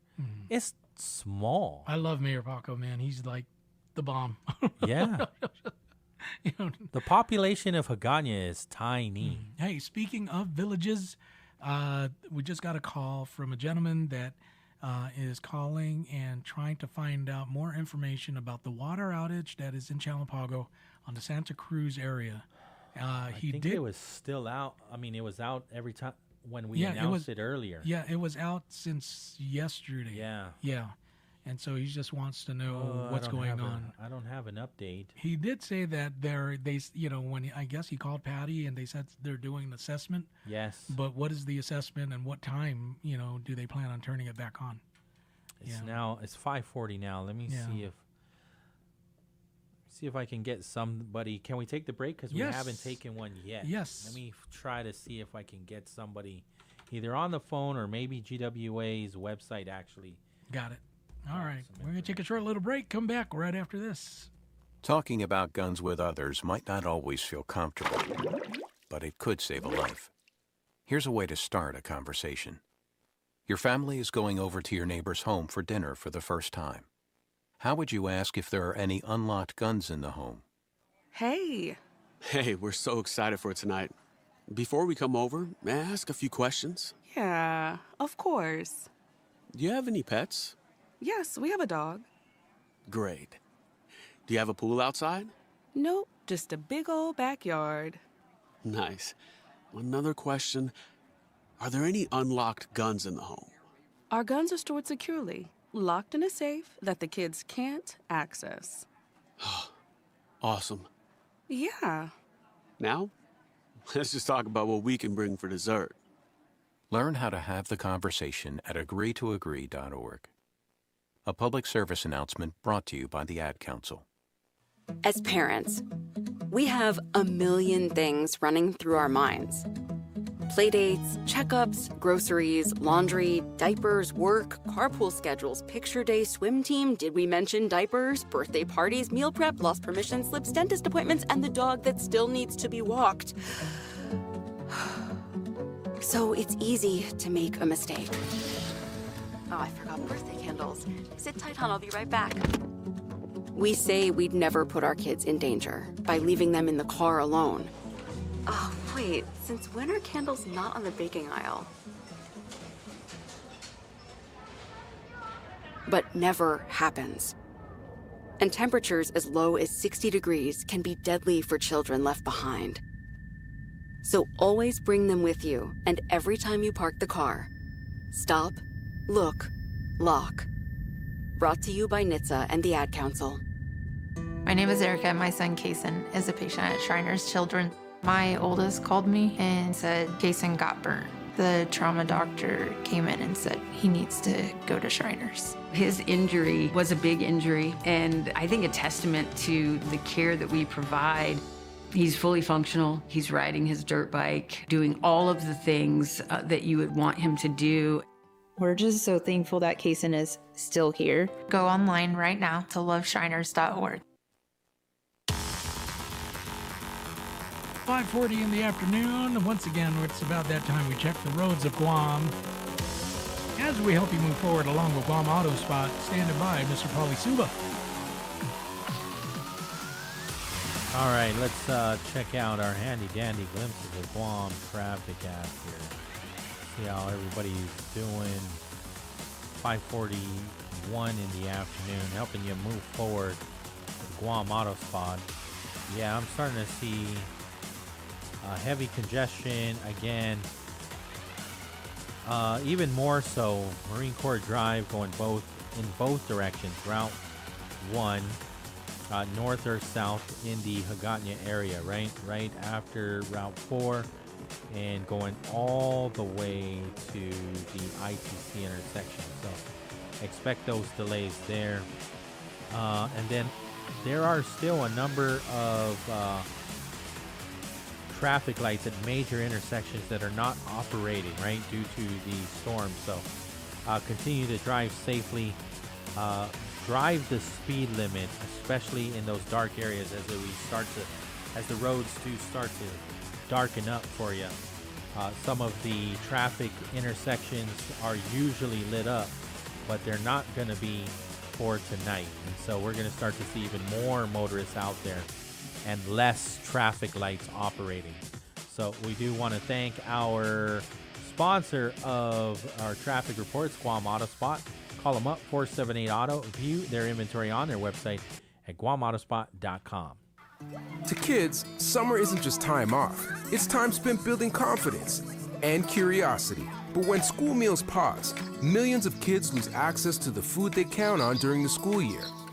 As a neighbor-led network, Feeding America is deeply rooted in every community, ensuring summer meals continue nourishing growth and potential. Your support puts healthy food within reach, fueling the future for kids and their families. Give now at feedingamerica.org/summerhunger. The road to Adelup is in full swing. We recently spoke with Democrat candidates Lieutenant Governor Josh Tenorio and Senator Tina Munilla Barnes to learn more about their vision for Guam. Catch the full conversation that took place on May 26th on the Wave 105's YouTube channel. This is a glimpses of Guam radio station.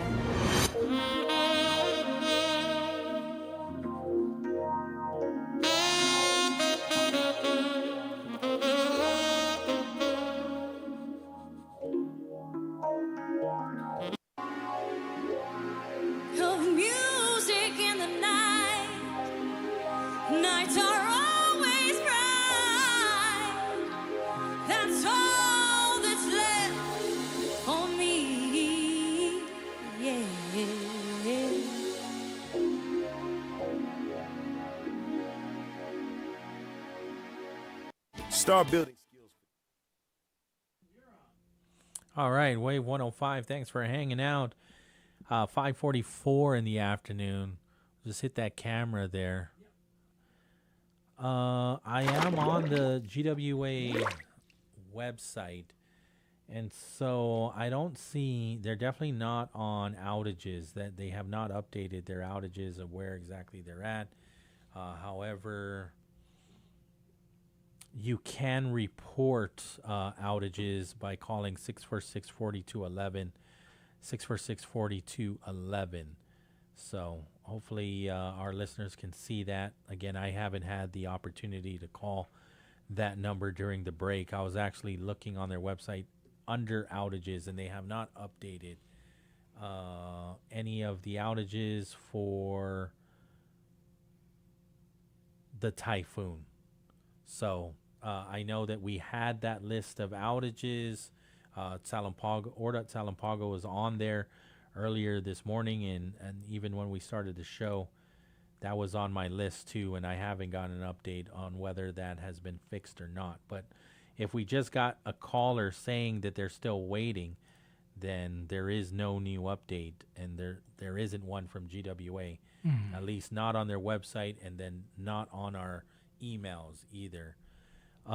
Emergency shelters are, the Talafofo Elementary School is closing because everyone staying there has returned home. Okay. So the Talafofo shelter, if it hasn't closed already, it will be closing. And then GDOE will continue checking school buildings for storm damage before schools reopen. That's not happening until about August. And then, like we were sharing earlier, the National Guard is helping with traffic. They have been activated to help the Guam Police Department direct traffic at intersections where traffic lights are still out. Remember, follow the directions of police officers or traffic controllers. If no one is directing traffic and the lights are out, treat the intersection like a four-way stop. The first vehicle to stop goes first. If two vehicles stop at the same time, then the driver on the left yields to the driver on the right, and drivers turning left must wait for vehicles going straight. And so I got a notice actually from DRT. Okay. Vehicle registration facility, Upper Tumon, temporary closed due to damages sustained by Typhoon Bavi. Limited service renewals permits available at DRT Barragata facility. You can visit them online at vehicle registration at www.guamtax.com. Give them a call at their call center, 671-635-1840, 1841-7651. That's 671-635-1840, 1841, or 635-7651. And that's from DRT. Nice. Yeah, it was. I didn't even get that information. I'm usually on their media list, but no, I didn't get any of that. Pauly didn't get it? Oh man, no. We can't have that. Ay, dang. Yeah, so I mean, we're continuing to get information also from the government in the CNMI, right? And so there were a number of releases about illegal dumping, huge concerns in Rhoda about illegal dumping, and we were spared from some of the strongest winds. We were obviously spared from the eye, and also right on the outside of the eye. It's just that's the strongest winds. That's the biggest impact. We were outside of that. The great news too was that, what was it, 13 miles per hour. That's not fast, but it's definitely a lot better than Senlaku, right? Well, I'm looking, Senlaku was crawling at 1.1 mile per hour. Yeah, I'm looking at it, and it's like way away from the Marianas now. We're not even feeling the tail end of it. It's gone. Right. So, yeah, I mean, for Guam, we had sustained winds around 135 to 150 miles per hour, and that's with not even a direct hit. Yeah. And so if you have gusts approaching 200 miles per hour in the strongest portions of the storm, which was affecting Rhoda, and so I am happy to see that we went in Core 4 by 10 a.m. Happy to see that there was minimal damage. We're yet to see how much damage to some of the power lines and poles, but I mean, I drove here and saw minimal damage. There was a couple lines that were down in Clara Road. So, no, that was Roy T. Damien Street that I noticed some down lines last night as I was heading home. And so, there's some damage. People will start to even become their own inspectors and start to look like, hey, there's not even a lot of damage. Why is the power not turning on yet? It's been 3 days. But it's, I think we get a little spoiled. I think we have to also understand that the crew, they can only move as fast as possible while doing the work safely. And we saw a little bit of that. We heard a little bit of that. Even family members are criticizing how slow it's taking. And slow is, it depends, because some people will say that that's not fast enough, and some people are impressed. And for me, I was very impressed. Well, considering, right, like for Senlaku, and I'm impressed today. What we talked about, how these linemen, right after fixing Guam, they flew over, to the CNMI. Right. And they were fixing, in the middle of that, they had to fly back, to get Guam ready. Yes. And now they're out, after doing their assessments, they're going to be back online, fixing the lines and whatnot. So for everybody that is like impatient about their power and whatnot, think about what these individuals are going through. They came here to secure their house, and now they're out and about. They haven't been with their family for so long already. So yeah, I got my solar light, and I'm good with that. Well, and some, not this time, but I did get the statement from before, and I'm like, I don't agree with that statement of, well, it's their job. I'm like, yeah. Well, there's such a thing as empathy, right? I think everybody wants to do their job. I'll give people the benefit of the doubt. They want to do the job, and they want to get it done. They live here too, right? And it doesn't help when you hear that kind of criticism on social media. And so I think people also just look the other way because they're experts and they're professionals. They see some of that criticism, but they say, you know what? The job is more important. Yeah. And so you're not going to please everybody. And I think they are amazing professionals at what they do. I've met a few of them. Some of them that are a little older too. In the military, right? And you can speak on this, but when you go out on a mission and everything, you want to be healthy as possible to make the right decisions at a certain time when you have to make an important call. Yeah. Now, when these guys are just out there without even taking a rest, then accidents happen. Yeah.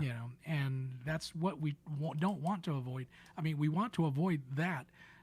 What we're trying to, I would rather have them come here, get as much rest as possible, do what they need to do when they're all rested up. I wouldn't want them out there sleeping only for 4 hours and having to go up there to the line messing with electricity and whatnot. That's, you don't do that. I mean, yeah. And so the good news is, like what Joyce was saying, is the good news is they have ample enough inventory, materials, right? Because, that will slow things down. And that's out of their control. Yeah. Right? If they don't have the materials, if they don't have the proper equipment to replace the damaged equipment, then they could work 24 hours all they want. I'm telling you. But they can't just get it from nowhere. They have to wait for the supply to get here. Come Labor Day picnic, I'm buying like 2 cases of beer and I'm just going to, hey, boys, go for it. But so, when we think about quality of life, sometimes we don't necessarily, we think, oh, this autonomous agency, they can handle, they shouldn't be asking any more from us, right? We pay our bills. They need to fulfill what they need to fulfill. I agree with that statement. However, when we have a shortage of supplies and they look to the government and taxpayers to help fund that, I will be the first person to raise my hand to let's subsidize these agencies, GWA as well, to get them the equipment and the supplies. Because we saw this before.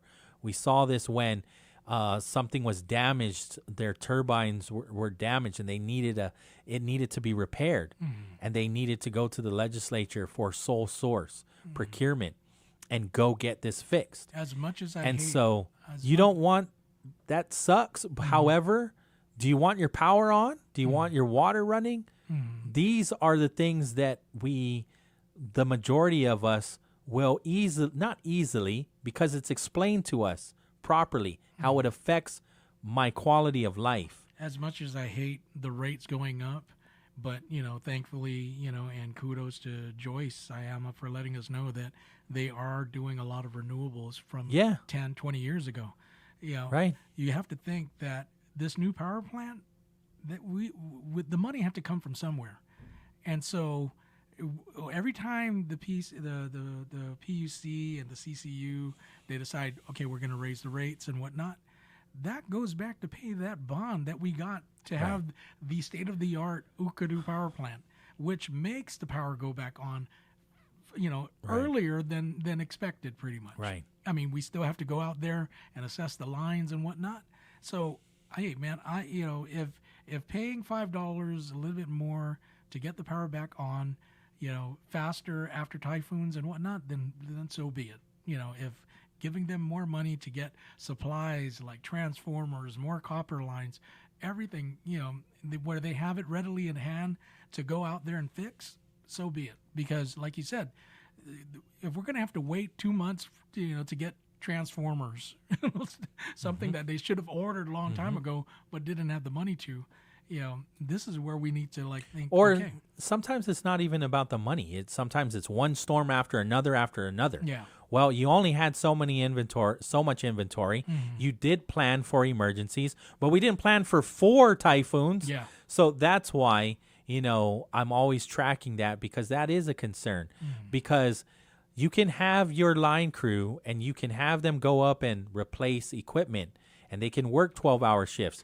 But if they have nothing to replace, we're in trouble. Yeah. And so I'm glad that we have the inventory, and I'm glad that we keep that open line of communications. Who oversees GPA? I think that's a big question. I think that's Jesse, right? Yeah. That's a question that we should always be asking. Do you have enough resources? Do you have enough resources?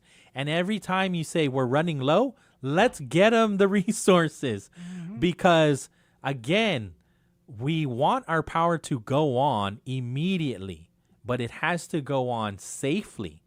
And so right now, it's safety.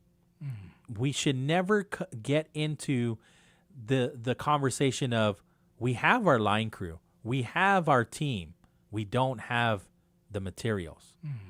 That is the worst response. And so we haven't had that response yet. But that is why, again, because GPA did their due diligence. They did their due diligence. Yeah. But here we are, though. If we're getting more typhoons and they just can't keep up, we should ask the question now, do you need more assistance so that never happens? Yeah, I agree. We'll take off now. Yeah, let's go. And we'll do it all again tomorrow, starting with Mornings with Patty. It's Wednesday tomorrow, so we'll see, because I do want to check in with, I haven't had the opportunity to check in with the Atulais. And so the hope is that they will be ready, but if they're not, it's totally understandable, right? And I'll also check in with Senor Ron Laguatnia as well. But if all goes well, it's Patty, then it's Vet Talk, then it's national programming, then it's the Bright Side once again, and Odin Finut Samoro, all right here on Wave 105. Everybody get home safe, please, because a lot of those traffic lights are not operating properly, right? Be kind to each other, please, especially customer service, especially the drive-through workers and all the service employees out there that are doing such exceptional work just hours after this super typhoon Bobby, because some of us haven't even had the opportunity to clean our own homes yet, right? We're going to get out of here. KGUM-FM in Dededo, Guam. Adios, KGUM-FM in Dededo, Guam.